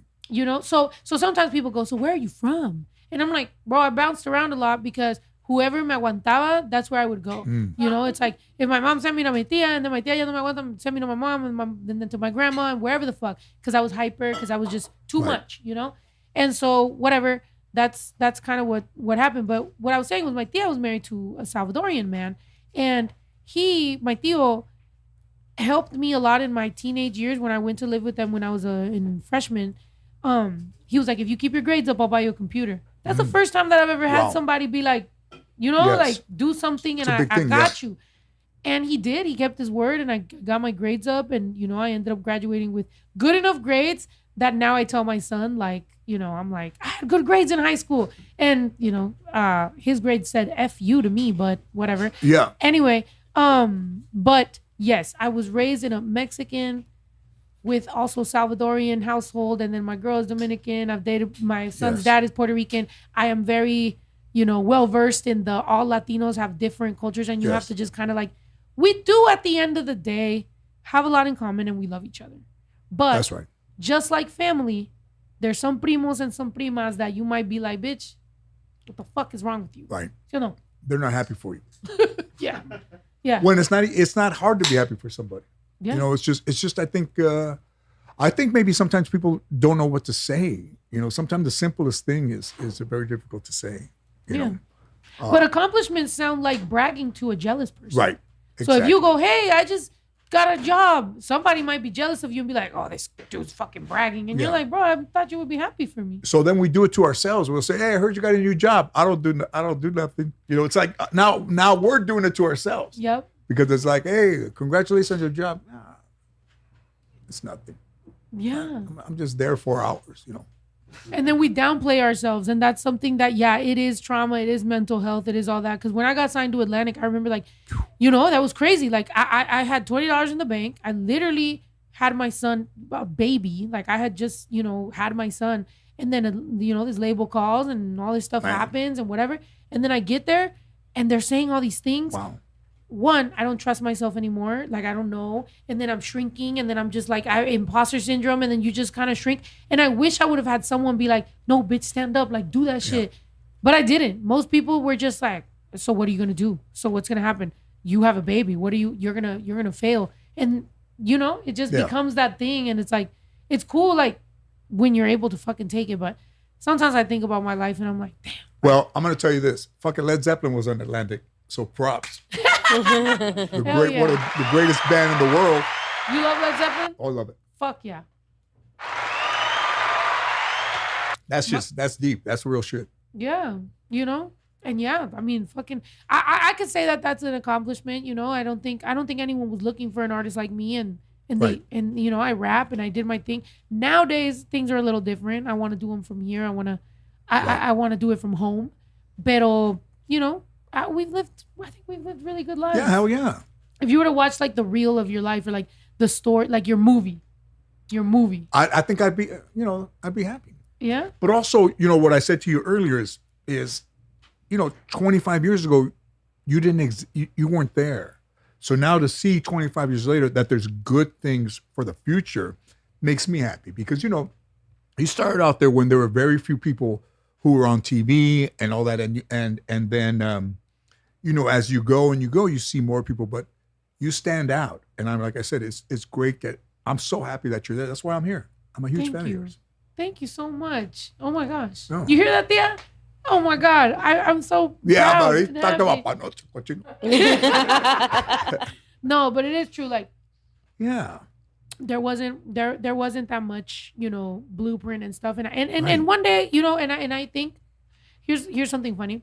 I found out somebody got signed to Atlantic that is a Mexican American artist. And she goes, they use you as a blueprint now. I'm like, I was there. I got signed to the Pops. You were my engineer. He was there. He heard the arguments. He heard me talking about it. Like, no, I don't want to do that. Okay, for example, I get there. They want to shoot a music video. They want me to have a bunch of cholos in a blue car with blue rags. First of all, I'm born in San Jose. This is going to cause a lot of problems. I'm not gang related, but I'm just like, I don't think we should dig into the stereotype that might cause me the next time I'm on tour to get my bus shot up. And at the time, by the way, I was in a fucking Honda. So I'm like, my Honda shot up. And so it's just things like that they would be like, well, Gwen Stefani did it. Gwen Stefani's white and she's a pop star. Right. Like, she could fucking do that because she's like, it's someone different.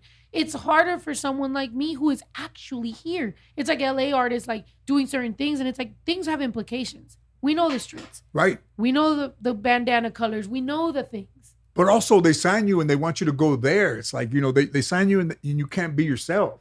It's like you signed me for me, and now you're trying to change me into something that I'm not. I mean, that's to stand up for that is it's real. It was hard, bro. I literally was sitting there in that meeting, and it's like I have these very important people. I'm not gonna name drop just because I'm a little lit right now, and I don't want somebody calling me. I don't want Secret Service to be in my house, but inevitably one day they will be. But let's try to push it back. Damn. Because I'll be like, you guys want a pan dulce or a donut or something?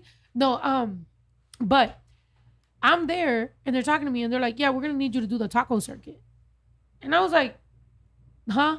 And they're like, yeah, the taco circuit. It's like the chitlin circuit, but for the Mexicans. I was like, there's a bunch of Jewish people telling me this. I'm like, wow. What are you? These are things that you have to deal with. I'm brand new. I'm a baby into the game. I don't have any connections. I'm not a Nepo baby. I don't even have friends. I don't have a mentor. I've never had a mentor that I didn't have to somehow pay. Like, I've never had someone just be like, listen, you're going to need to do this. Right. So I'm there going like, what the fuck does this mean? And I'm sorry, it made me uncomfortable when I left, and I had a newborn. He didn't even really walk yet. I went home, and I fumbled maybe that opportunity based on the fact that I was like, I need to be home. I need to be with my baby. I don't like how y'all are talking. I don't like this shit. This feels dangerous. My body ran.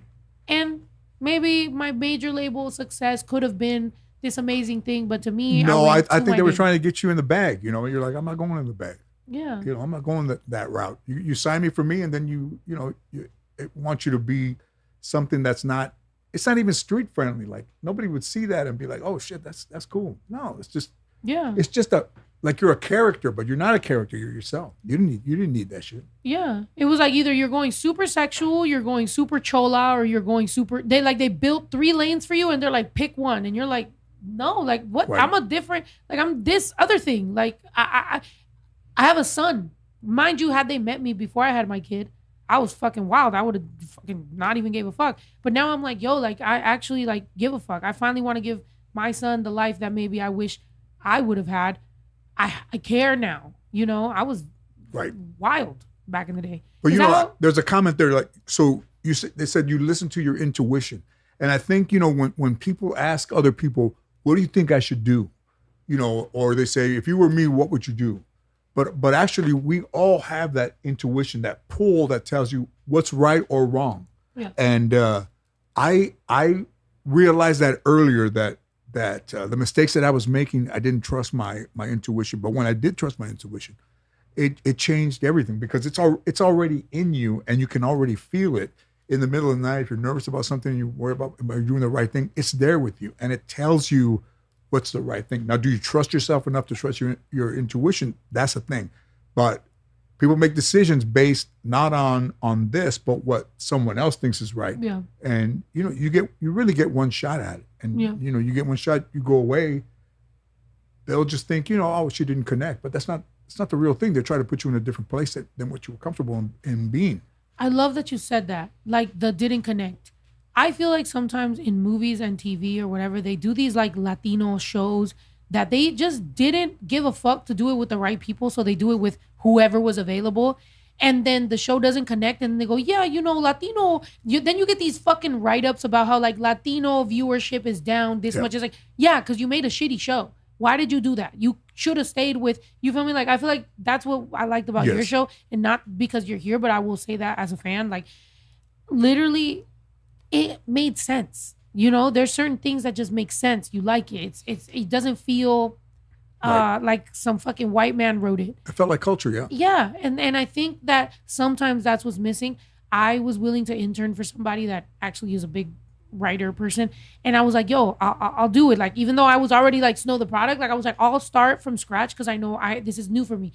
And so I'm in there and I'm in these things and I'm giving advice. And I don't think they liked my advice. So like low key, like the shit fell apart, whatever. And they were a big deal. And I felt really bad. But I was like, at the same time, I would feel whack if I didn't tell you that you are not connecting with the crowd you think you're connecting with. Right. So I need to tell you this. And the same thing, when I was on Queen of the South, it was like, no le eches mucha crema a tus tacos. And then they're like, we got to find crema for the tacos because her line says no leche. I was like, no, that's a saying for Mexicans. Right. It doesn't have, the tacos don't have sour cream. It's just no le eches mucha crema a tus tacos is a line. But when you have certain writers and certain people, you're like, you just need to explain culture. And I love seeing certain shows when they actually like have it. Yeah. And sometimes you know how it is. These motherfuckers will be like, George Lopez is too expensive, so let's find fucking this guy. Yeah. And then this guy just makes some fucking bullshit. He's like, I'm tapped into the culture. And you're like, no, you fucking not. But also, like we did 120 shows, right? And then, something that hadn't been done before. And then when the show ended, you would think that people would be, hey, what do you have next? Nothing. So you're out. Nobody came to me and wondered what I was going to do next, or you ever thought about doing another show. And, when you're in, it's great. Yeah. For the 120, 10 years I was over there, when you're in, but when you're out, you're out. So when you're in, you feel like you're part of the pieces of creativity. And when you're out, doesn't matter how long you were there, it dawns on you that, that was an opportunity that's very rare to have it come back. Which again. is fucked up, though. It's fucked up. Because it means like other people were probably just watching you, like ready for you to like not be there so that they can fucking, Right. you know what I'm saying? Yeah, no, like cavemen. Yeah. Right. Like that. But also, in doing the show, even though it was my first show, I made sure, and if you look at the show, I made sure that there was it looked like the real world, that it didn't just look black and white, that it looked like, if you look at the factory and you look at the guest stars and you look at the people that were there, we made it look very normal, which I did. And that's what I would tell those guys now. This babysitter is not going to be Latino. We're going to make it somebody else. And they would have never. It would have never crossed their mind to cast somebody white as a bad babysitter. It was just all these. And I said, hey man, I would go in there and say, we're not doing this, dude. We're not making all the bad parts Latino people. So Right. in my way. And if you look at it, that's one of the things I'm most proud of. That I didn't just go down the road. Like I told those dudes what was up. Even though it was my first show, it just at times just doesn't look right. Doesn't feel right. Yeah. And those are the things that sometimes when people, I'll keep it real. When people judge you, they might be like, oh, well, George this, George that, George that. You don't know the amount of decisions it takes and the amount of things that you have to fucking stand on your word to make happen exactly how it happened. There's always people in the background. Well, what if you this? What if you that? What if you that? I've said this story before, how when I did that thing with Colt 45, when Snoop Dogg is literally right there, and I'm supposed to pour him and Debbie a drink for the photo, for the picture. And I literally was like, I'm sorry, like I'm the only Mexican here and I have to be the one pouring them a drink while they smoke a blunt. There's a white woman here just smoking a blunt and she's getting her drink poured and it's me just sitting there like, I just don't feel comfortable with that, and I'm sorry. And that was hard to say in front of Snoop Dogg because I'm like, this is Snoop Dogg. At the time, who the fuck am I? But I had to say that because I was just like, yo, like And that's where you literally are willing to be like, whatever this means, if Snoop Dogg hates me or if this brand never works with me or whatever, I don't want to make my culture continuously be the service people. And that's the same thing with you. It's like, you got to sit there and talk to these producers and these people and this show and this channel and be like, no, there's going to be a white nanny. There's going to be a this. There's going to be a that. Because stop fucking making my people be the, you feel me? And I get it. We get to play with those stereotypes because it's us. But you're not about to play, like. We did a show about an Arab employee that worked at the factory. And everybody thought that, after 9/11, and we wrote this show that everybody suspected that, he might have had terrorists. And I wrote the episode with one of the other creators. And when we did the first table reading, you go back in and you get notes. The guy from Warner Brothers said, Warner Brothers does not want to do this show because of the topic. Yeah. And the guy that I wrote it with took his name off it. But if you look at it, it was more an eye-opening thing, as opposed to people hold judgment to somebody because of who they are, and not what they are. So part of it, I was proud that we were able to do that, because in the beginning of the week they're like, we don't want to do this show, so either get another show or we'll say, hey, we'll change it, But we didn't change the fact that that guy was who he was, and that people were suspicious of him because of what he was. Yeah. And it starts off those conversations, those topics, and then that's how you really shift culture, to be able to just make those moments to be like, we were ourselves. Like the hardest thing you would think would do to just, have people see Latinos as a family. It's like, fuck, we're a family. What the fuck? Yeah. I mean, it's like my brother, like I said it I was really drunk. Somebody clipped that and they made it a clip on TikTok, and I'm like, I can say whatever I want about my brother, but it's true. I can say whatever, me and my brother could go, toe to toe. Toe to toe is crazy. I just thought about your toes. That's nasty. Me and my brother could fight, and it is what it is. But if somebody comes by and talks about my brother, I'm gonna have a problem. That's the same thing with the Latino community. It's like, we can internally with ourselves talk, but I'm not gonna let you just come through. Some other person is gonna come through and talk shit. I'm gonna be like, no, I'm gonna fucking stand up for it. And that's what happened to me with Salvador, the song that I dropped, where it's like, I'm talking about in our families, somebody voted for Trump. Why?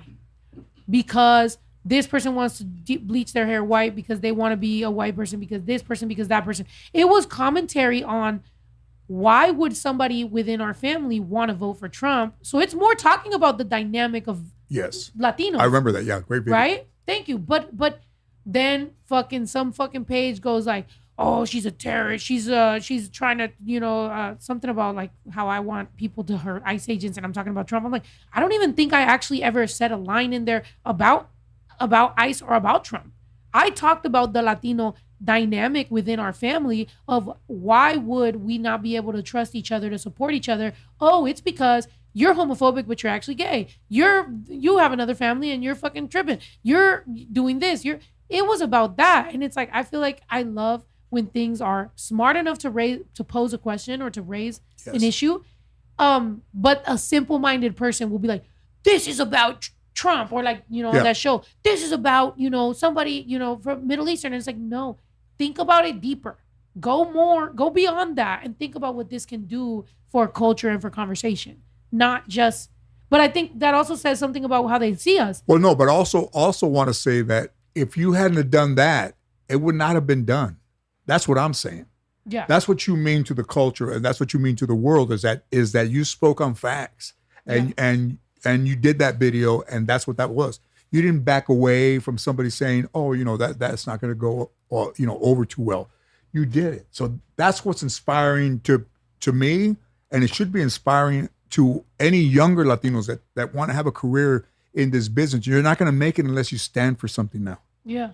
You just can't do it because you say, oh, I like so-and-so. You have to have depth and some bottom in order to make it. Yeah. You just don't make it on talent. You make it because you have depth. You've seen things, you live things, and you're not afraid to speak your mind. Thank you. Thank you so much. But it is, how infuriating is it whenever people be like, looking at us and judging us, but then they support people that literally voted for this. And you'll be like, are you fucking kidding me? I had to have an argument. Somebody was like, oh, you're gonna have George Lopez, da-da-da, whatever. And then they're like, and then I scroll up and I saw when I posted a story where I was like, all of you Latinos that for Trump that are fucking making, all that are making our life more difficult, but you're pretending like you didn't fucking vote for this, but you're monetizing off of our people, fuck y'all.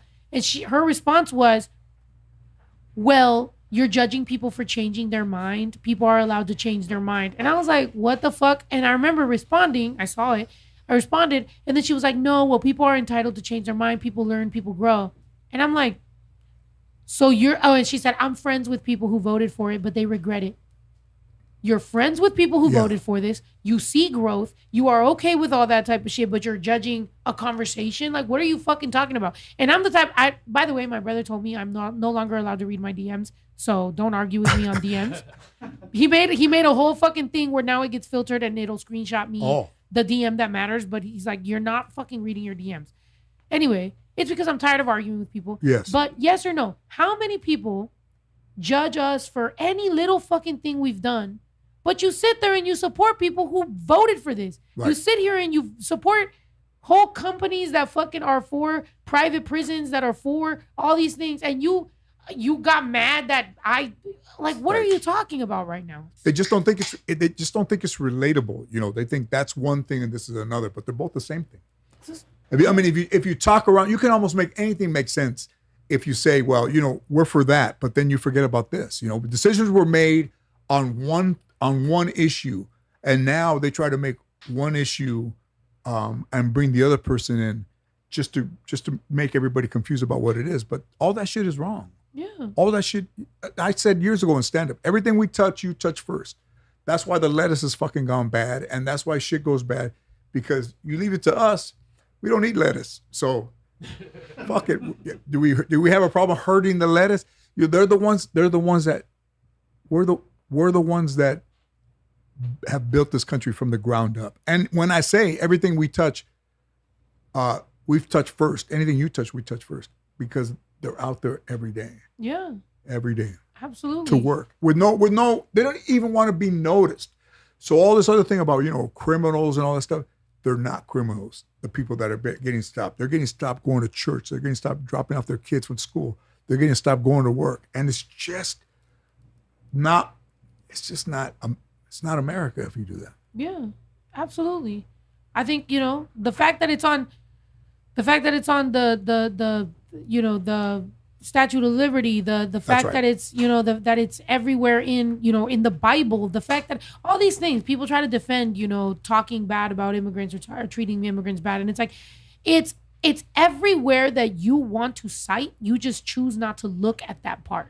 But everywhere that you say, well, I listen to the Bible says it, to treat foreigners right. Yeah. You feel me? Like every single thing. But this is a bigger global issue, which is now I'm noticing in Latin America, everything is turning right-leaning, which is even scarier. Right. Yes, of course, in the United States, just because I already know, you get George Lopez and Snow the Product together, you're going to fucking assume that the conversation is going to be about Trump, but fuck him. Let's talk about Latin America. Latin America is becoming right-leaning. Why? Because unfortunately, this whole fucking idea of white supremacy, I say that because I don't believe in white supremacy, because there is no white supremacy. There is an idea of white supremacy, which is they think, they thought, but they're not. Anyway, so you go through that, and that's how you see all this stuff. That's how we ended up with this Honduras thing. It's like, look, U.S.-backed firm Honduras Prospera is suing Honduran government for nearly $11 billion. For what? For land.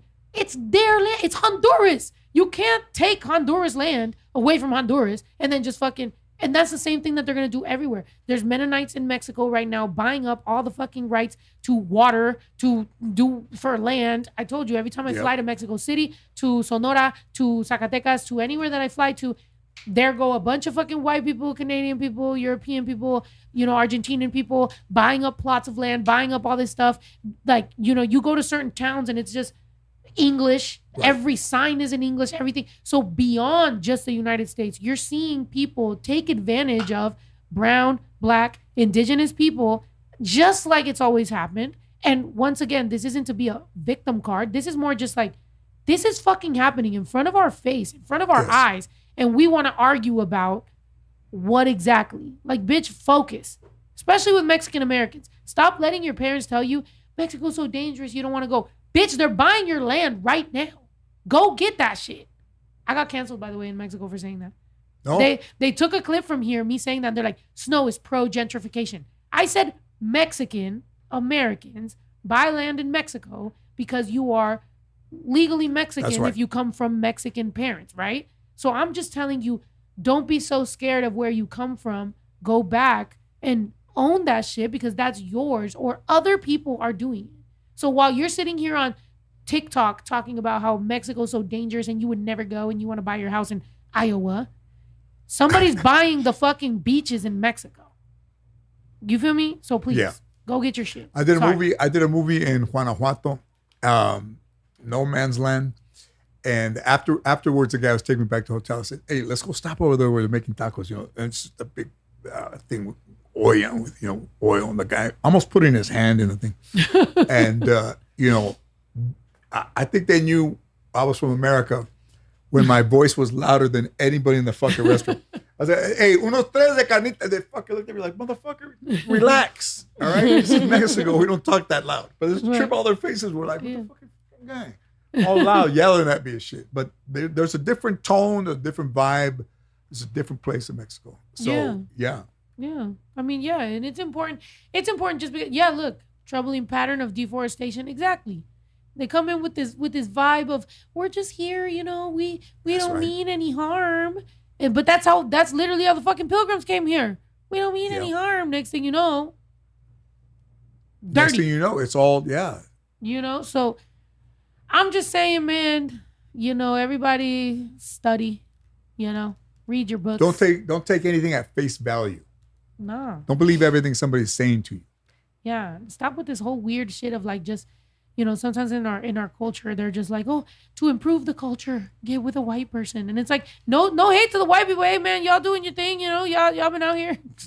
but Mexicans and Latinos and everybody, like, stop just immediately assuming that's what you got to do. Like, it's just, we need to do better. Like, love where you come from, learn your roots, learn your ancestors. Like, listen to your abuelita. Honestly, sometimes they were right, man. We shouldn't have invented the microwave. That shit's crazy. Oh yeah, or the VCR. Nobody could put the real time on there. When the microwave came out in the late '80s, when you can't wait to pull the food out till it runs a course. One time I had a job interview and they said, "Aren't you going to be late for your job?" I said it's 1:11. And that's when I took the food out. It was actually 3:20. My appointment was at 3:20. Oh my gosh. Poor pendejo. I took the food out early and then I closed it and they said, I got a lot of time. It's 1:11. They're like, it's 3:30 right now. You're supposed to be at 3:30. Oh my gosh. No, microwaves are dangerous for more reasons than that. You can't use them as a clock. Don't use them as a clock. Wait, do we even have clocks? I don't even think we fucking have clocks. Dang. The phone. Huh. 7:38. Oh, yeah, the phone. I mean, how has things changed from when? Man, with no phones, there was a lot of dead air in cars. But the minute I would see kids with headphones on in the car with a mom driving, you know that the conversations that used to happen are not happening anymore. Where you would talk to somebody in the car, or your mom would talk to you, your dad would talk to you on the way. But then when all of that started to come, satellite radio and headphones and all the things, you're just isolated, and you got two kids in the back with headphones on, and you're driving them, and it's just all that time in the car used to be valued time. Were you with your parent or whoever was taking you? But with all of that, it just reduced people to less talking. I agree. Yeah. Man, maybe I am an older soul than I should, because with baby Drew, like, I be seeing that. He'll put his headphones on. I'm like, what the fuck is this? And I feel that too whenever we're touring. Whenever we're touring or whatever, I'm thinking like, we're a team. I love this. We're out here. And by the way, this is no shade to everybody that's here. Sorry, Kat. But even before, years before, like, I remember that, like, people would ask me, right? They'd ask me, can I put them on? Can I put you on a song? Can I put you on a tour? Can I do this? Can I do that? Okay, cool. Yeah, I got you. The moment you're off stage, you got headphones on. You don't give a fuck about me, Yeah. motherfucker. You just want to be here. You want the spotlight. You want to be on stage. And then you want to put your headphones on. You don't give a fuck about nothing else. Like, this is not family. I thought this was supposed to feel like family. It didn't feel like family. And my son be putting on his fucking AirPods. And I always tell him, stop using these goddamn EMF fucking wireless headphones. Right. Can you put the regular headphones on? And he thinks I'm just being crazy. He literally thinks, everything I tell him, he thinks I'm being crazy. Now I remember how I felt about my mom. My mom, we didn't have a microwave growing up. So my mom would be like, no frozen food, no microwave food, no this, no that, frijoles ahí, that's it. She has her good things, right? So she taught me certain things. And those were some of them. Put sunblock on, stop being in the sun so much, all these things. Hell, stop eating so much frozen meat and red meat and all this shit. Yeah, granola lady, apparently, back in her day. When I went to, I have a house over there by Coachella, and Period. I saw Action Bronson on Letterman. He had a song with Chance the Rapper. And I hit him up on Twitter. I said, hey, bro, great song. He's like, I'm doing Coachella. Come out and introduce me. So I go to his room, me and my friend Brian, and he has that dap, that. So I'd never smoked dap before. So Wait, what's dap? It's like a honey type resident of weed. Oh, okay. Oh, like a dab pen. Okay. Oh, dab? Dab. Yeah, dab. Pinche viejo. So it's almost like in a movie where you're smoking over here, and then the guy goes, "Don't hit that like a regular joint." What? I was so high. I'm dead. I introduced him high, and then I didn't have a dressing room or anything. So I'm standing in the middle of all the dressers, and everybody's like, "Hey, George Lopez!" Oh my shit, man! Everybody's saying my name, and I said, "We gotta get out." I said, "We gotta get out of here." So that's how high I was. I was in the car. I was using Siri. I said, ice cream parlor. What is it? Fucking 1933. I said, ice cream parlor. I said, I can't find anything in your area. I said, ice cream parlor. You're like, chico. So I went to 31 flavors. Baskin Robbins. And Baskin Robbins. And ordered before all my friends got out of the car. Like I ran over.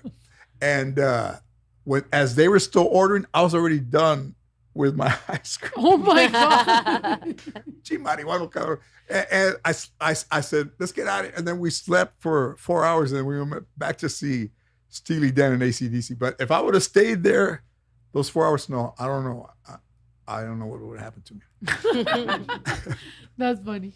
Hey, we all love a good coach. Well, back in the day, Coachella. That's fun. Yeah.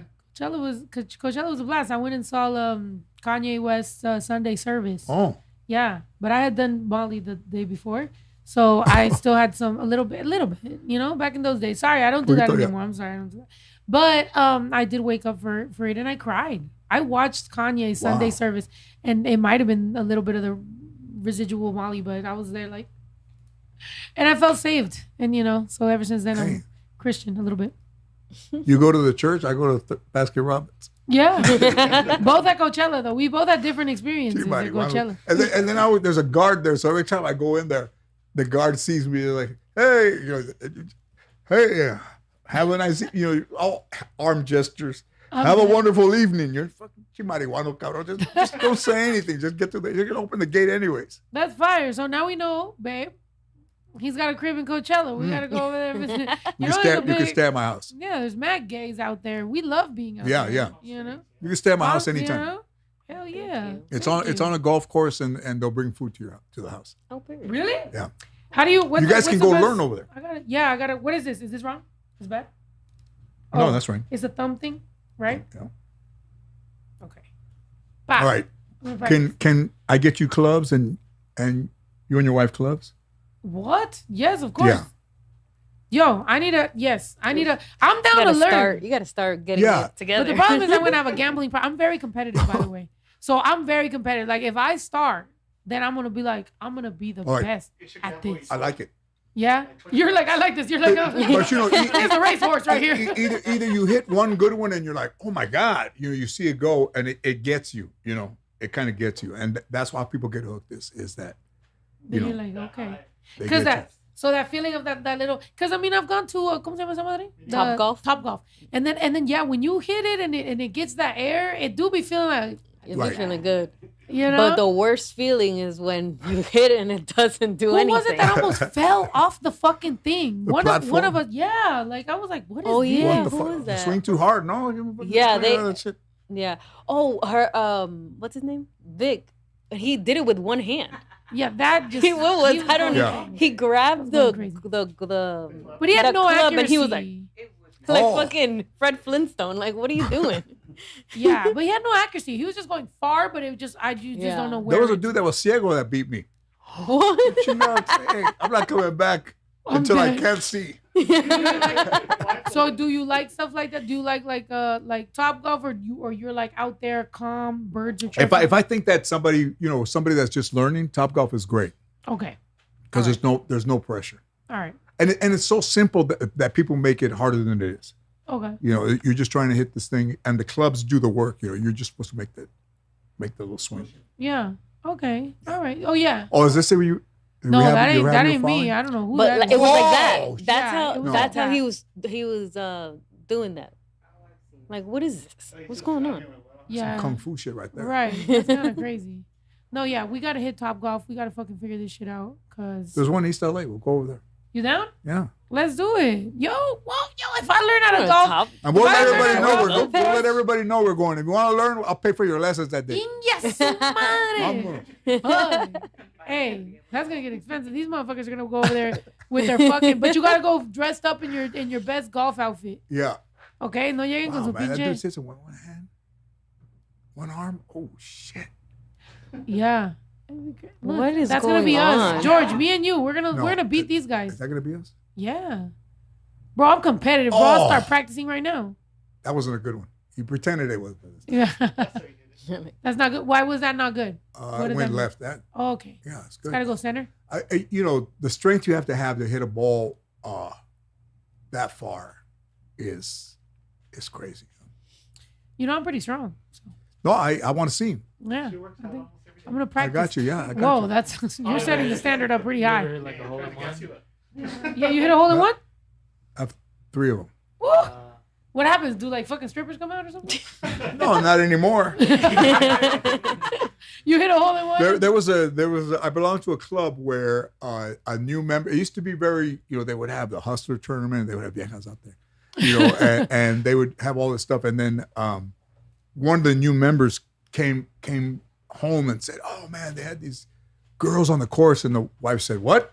And then she called over there and she made a big thing, and they stopped and all that. I mean, it was all part of golf, What a hater! Yeah. Who the fuck is this lady? And they couldn't kick that guy out because he had paid, so they made him feel unwanted, Oh, and then he left. yeah, but the rule still stayed after he left. There are not any women around anymore, Oh, or dudes. They would have vatos come out there, like somebody called the firemen. They're throwing desnudo and shit. I'm dead. Have you ever been to somebody?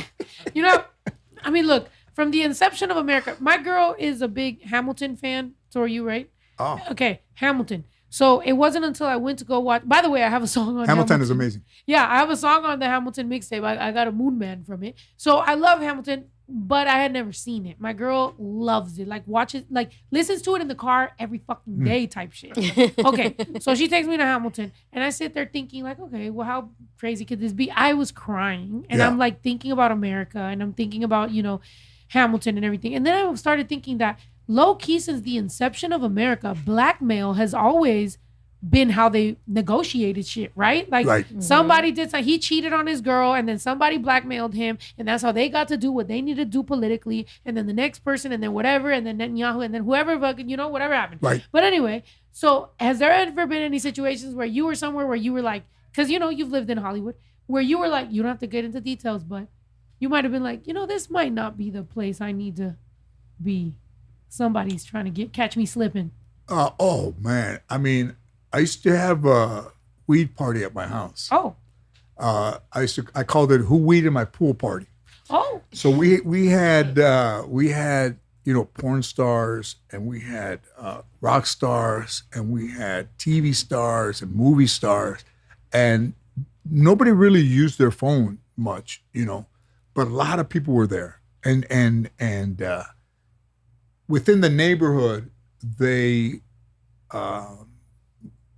they try to shut it down, and it's like, we had security there. It wasn't like we were just doing. I mean, and we had the poster in front of my house was like me jumping into the pool, but then the splash would look like a weed leaf, a marijuana leaf. Oh. And all the neighbors were like, have you seen this sign? And then we would have a band. We'd have a DJ and two bands. So the first band just played cool. And then later on, when it started getting dark, they're all musicians that played with Michael Jackson or Prince. I mean, these dudes got down. And different people would sing, and that could have been a time where they would caught a lot of people slipping. Oh, damn. And what happened? Wait, hold on. Where's this going on? Yeah, where's she twisted her ankle by my pool. She said, I hurt my ankle. And just like a football game, you're like, hey, okay, move her to the side. People are trying to get by. There was a lot of people there. Yo, we can't continue that right here. I got a ranch right here, bro. I got a pool. I got all kinds of shit right here. We could do it here. This is 4 acres, bro. We could do whatever we want. Oh, yeah. Yeah, I got go-karts, golf carts, chickens, goats, pool, sumo suits. Okay, all right. Fucking mechanical bull. My lawyer keeps telling me not to get a mechanical bull, but I want one. No, you should. Right? Yeah. All right, George Lopez said I need a mechanical bull, so we need to get one. You shouldn't have to go to the Cowboy Cantina if you want to get it. Yeah.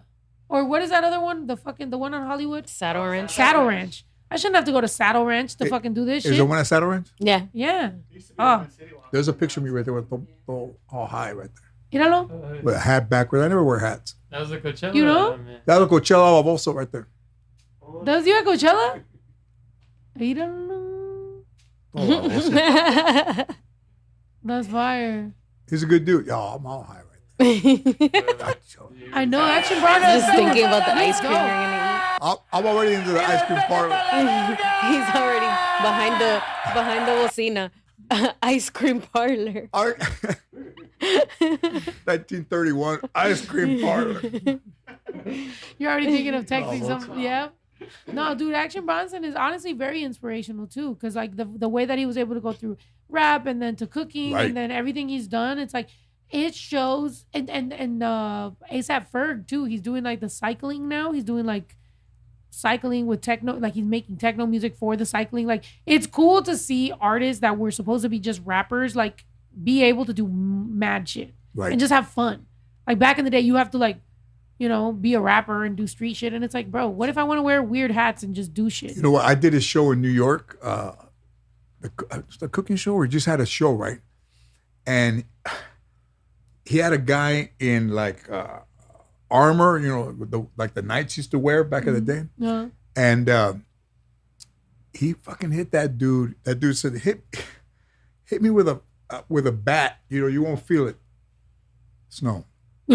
Action Bronson hit this dude, and like a mono, he fell straight over. I don't know how the dude thought that armor. He said, hit me as hard as you want. I won't feel it. Man. He almost killed that. That dude fell back in one piece. Boom. I mean, you're like, they're trying to, they're holding his hand. Meanwhile, his armor, like this dude is out, knocked out. His ears are still ringing. Hit me as hard as you want. Like one step and then boom. His ears are ringing to this day. Man. He's like, I don't know how like a cartoon. I don't know how he thought that shit was, hit me as hard as you want. Oh, here? Oh, yeah, that. Oh. That's it. You hit this fucking dude. You want me to do with that? Oh, that's a real sword. yo, Massive thing. I see you ready. yo. I'm always ready. I just had this on me. What's going on, everybody? Oh, How the hell are you? Good to see you guys. sword class. I forgot that. Good to see you guys. You wanna How they do went from schools the action? chingazo. So we're Sword Class NYC, a full combat medieval gym in Harlem, and we do Eastern and Western sword fighting. Already. Kind of like Fight Club. What other weapons do you have? All right, let's check them out. How are you, bro? All right, this is one of the things we teach at the school. Beautiful. All right, so these guys hit each other with these as hard as they want. Nice. All right, you want to give them a smack? Just go in on you? He's gonna let him get his How, helmet like on. that? No, you just take him. Why Swing is at he Bam. so Are you serious? Putazo, man. He's even Look asking. at this dude. He's like, are you serious? Yeah, this 100% strength and He speed. said 100% strength. Oh, man.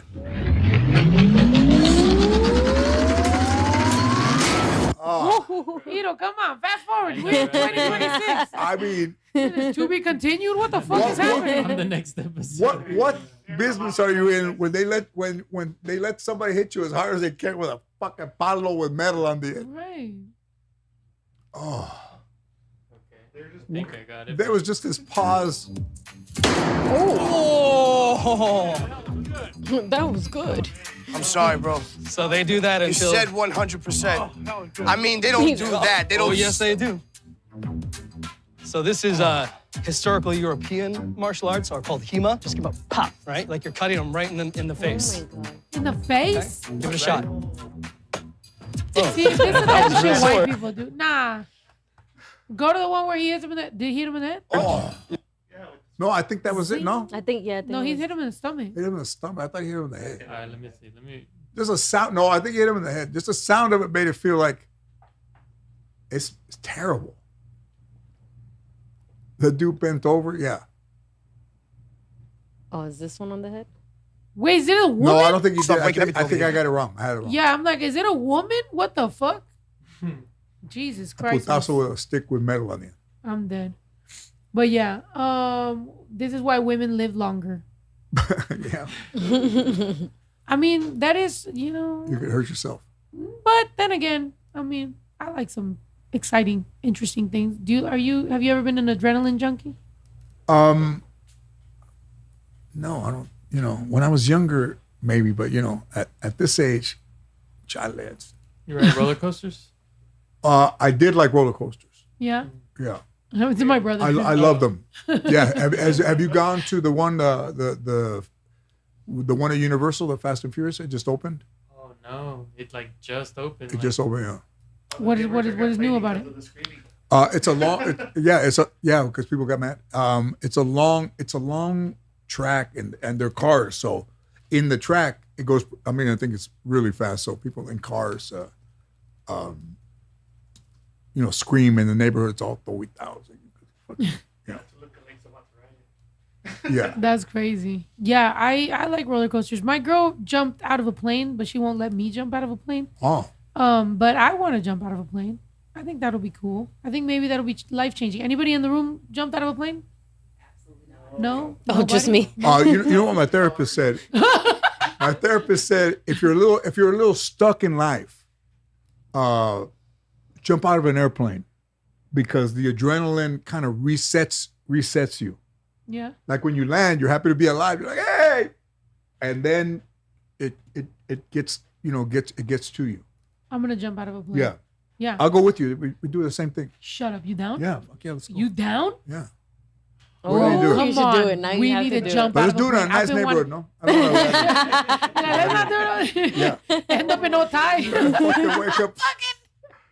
Lakeview Terrace. Fucking zapato. Take your zapatos as you're landing. I'm dead. No, yeah. let's do that. I'm down. I jumped off some rocks in Hawaii and bruised my tailbone. Por pendejo. Well, that's better. At least landed on my rocks ass. in Hawaii. I fucking but I fell at the fucking Celtics arena because I was about to perform and I ran to the back. I had just bought some new shoes and I needed somebody to lace them. I'm running and somebody mopped right before I'm about to go on stage. So I'm running, bing! I like slipped up and fell like a cartoon. I took out my whole fucking lower back. Wow. 3 days later, I performed in New York and I fell right on my tailbone. shit. Since then, my lower back has not been the same. So now when people talk about age will get to you, I'm like, yeah, bitch, age will get to you Yeah. because I never recovered from them 2 falls. I used to be able That's to young twerk. too. You know, I used to be able to shake ass. You know, now I gotta be on 5 shots of tequila before I can. It's I like don't feel it no more. Yeah. But right now, Let's do it. Let's do it. All right. The twerking? No, yeah. Let's jump out of a plane. You down? You and I. I'm down. Bro, and we're Gotta do golfing. it. Is that cool? Yo. Though? Is You that go. cool? That's fine. If it's with you, it's fine. Okay. I also said though that I had never had like a mentor, like somebody that just, that I didn't have to like, pay to like give me advice. Are you down to be like my first mentor? And Absolutely, of course. Really? Yeah. Shake on it. Oh. Oh my God, bro. I think you're incredible. That's right. Thank you so much. Yo, I still got some beer over here. Yeah. Let's do that. Let's do that for real. I mean, It is one of the. How did you feel when you landed? Honestly, it felt great. The most terrifying thing is when you jump. Like when you're jumping, but once the parachute comes up and you're just gliding, it's fine. You're just chilling. That's dope. But make sure you put your legs up when you're landing. You want to land sitting down. Because if you land like this, you're taking out your legs. Oh. Well, let's do it in a blue state or something, because I don't know, me and you both. No, yeah. Yeah, I'm like, I don't know. Maybe cutting the alambres up there on the way up. You have your arm around you, cutting the alambres. What are all these trees for? You're like, TDS. Those are all the ropes. Those are all the ropes you're gonna pull. Oh my god! I did it in Oceanside. Ándale. I think they do it over there in like Santa Barbara area. Okay. Yeah. All right, let's All do right. it, and then we'll everybody will see that we did it. I like that. Listen. Yeah, exactly. We'll do it on live. We'll be like, hey, everybody, cameras everywhere. Don't And you know what? I feel like I'm cool, but as you get up there, I think you start to freak realize. out. Yeah. When you're in the plane and you see that the plane is going higher and higher and higher, you're just like, fuck. And then they don't tell you when you're dropping because a lot of people hold on to the doors. So they don't say 1, 2, 3. They're like, we're just rocking back and forth. We're just enjoying. And then all of a sudden you're like, yeah. And then they just go. Oh my They don't God. let you know because then you'll. Like baby birds leaving the nest. Yeah. Oh my God. I'm down, dude. You can't hold on to the sides though because now you're risking getting run over by the plane. One of your legs hits the back of the plane. No, I'm fucking super down. Wait, but don't we gotta do it tandem first? Yes. You have to do Yeah, of tandem. course. No, I think you have to With skydive. some dude on my back? I don't want to fucking do that. That's gay. Or you can have a girl. Oh, okay, yeah, I'm down. You can have a girl if they're available. I don't want some dude on my back. You know what the fuck? No. Yeah. You know? That's hilarious. Hey, you want to do it on your back? Yeah, fuck yeah, I want to do it. You're like, you don't want a girl to do it? You're like, no. I'm about to on me, so what? Be floating up there. There is no sexuality up there. Right. There's only people. Yeah. All right. And if you get into the plane first, you're the last one to go. All right, that's good. That's good to know. Good to know. We're going to be fighting. You're like, no, me. You're dragging us by our heels. Yeah, because I was the first one in and I was the last one to go. Because Okay. the last person goes, they're You near didn't the know that, door, yeah. so they go like that, and you're in a line. I'm going to trip him right before we go. I'll be like, I'm the first one. Hey, man. And what did you wear? Just regular clothes? Yeah, just wear regular clothes. But you said your face was like, Yeah, your flapping face around. just keeps going like this, so you can't really talk. There's somebody just that a- said they lost their tennis shoes when they jumped. Oh, damn. The fucking Oh yeah, the make shoes sure they're came off. tied because they will They hit come some off. fucking Oh, person. because of the Yeah, because of the pressure. wow. Some señora was walking to the streets and fucking got knocked out Because of by the a fucking pressure. Nike. Patas. Andale. Yeah. No, I'm down, dude. Let's do it. I've never done it, and from what I've heard, it reboots you, of your life. Yeah, I it's like that that. exciting. Yeah. Like in the Selena movie, the hardest part is letting go. Vámonos. Andale. Yeah. Yeah. I'm down to do it. I'm down to do more stuff. I mean, I don't know, man. I know you out here, you local, and Yeah. and I think this is I'm here. this is the second time we've had a podcast. I would like to build more and do more content and fucking jump out of a plane and Yeah, let's do it. and learn how to golf and all kinds of shit, even some shit for the community, whatever it is, Right. bro. We I'm should with do it it. together. I'm here. I appreciate you. I think you are the biggest legend, and that's why also I respect your time. I'm not gonna make you stay Thank here you. for fucking ever. I also want to have a conversation with him off camera. By the way, don't forget, Lazy Bone is pulling up, and we are gonna record a music live right now. Así que Right qué on. bueno que ando peda. So that way, Poquito ahorita the verse is gonna be real toxic. Yeah, Vamos a I andar like bien. it. Maybe I like it. maybe you could give me some bars. Maybe he's like, hey, say something about a bitch shaking ass. I'll be like, yeah, I'm gonna write that. So we out here. I appreciate you so much. Thank you. Can I for say one being here. thing? Yes. Selena's father passed away almost a year ago, maybe. Uh-huh.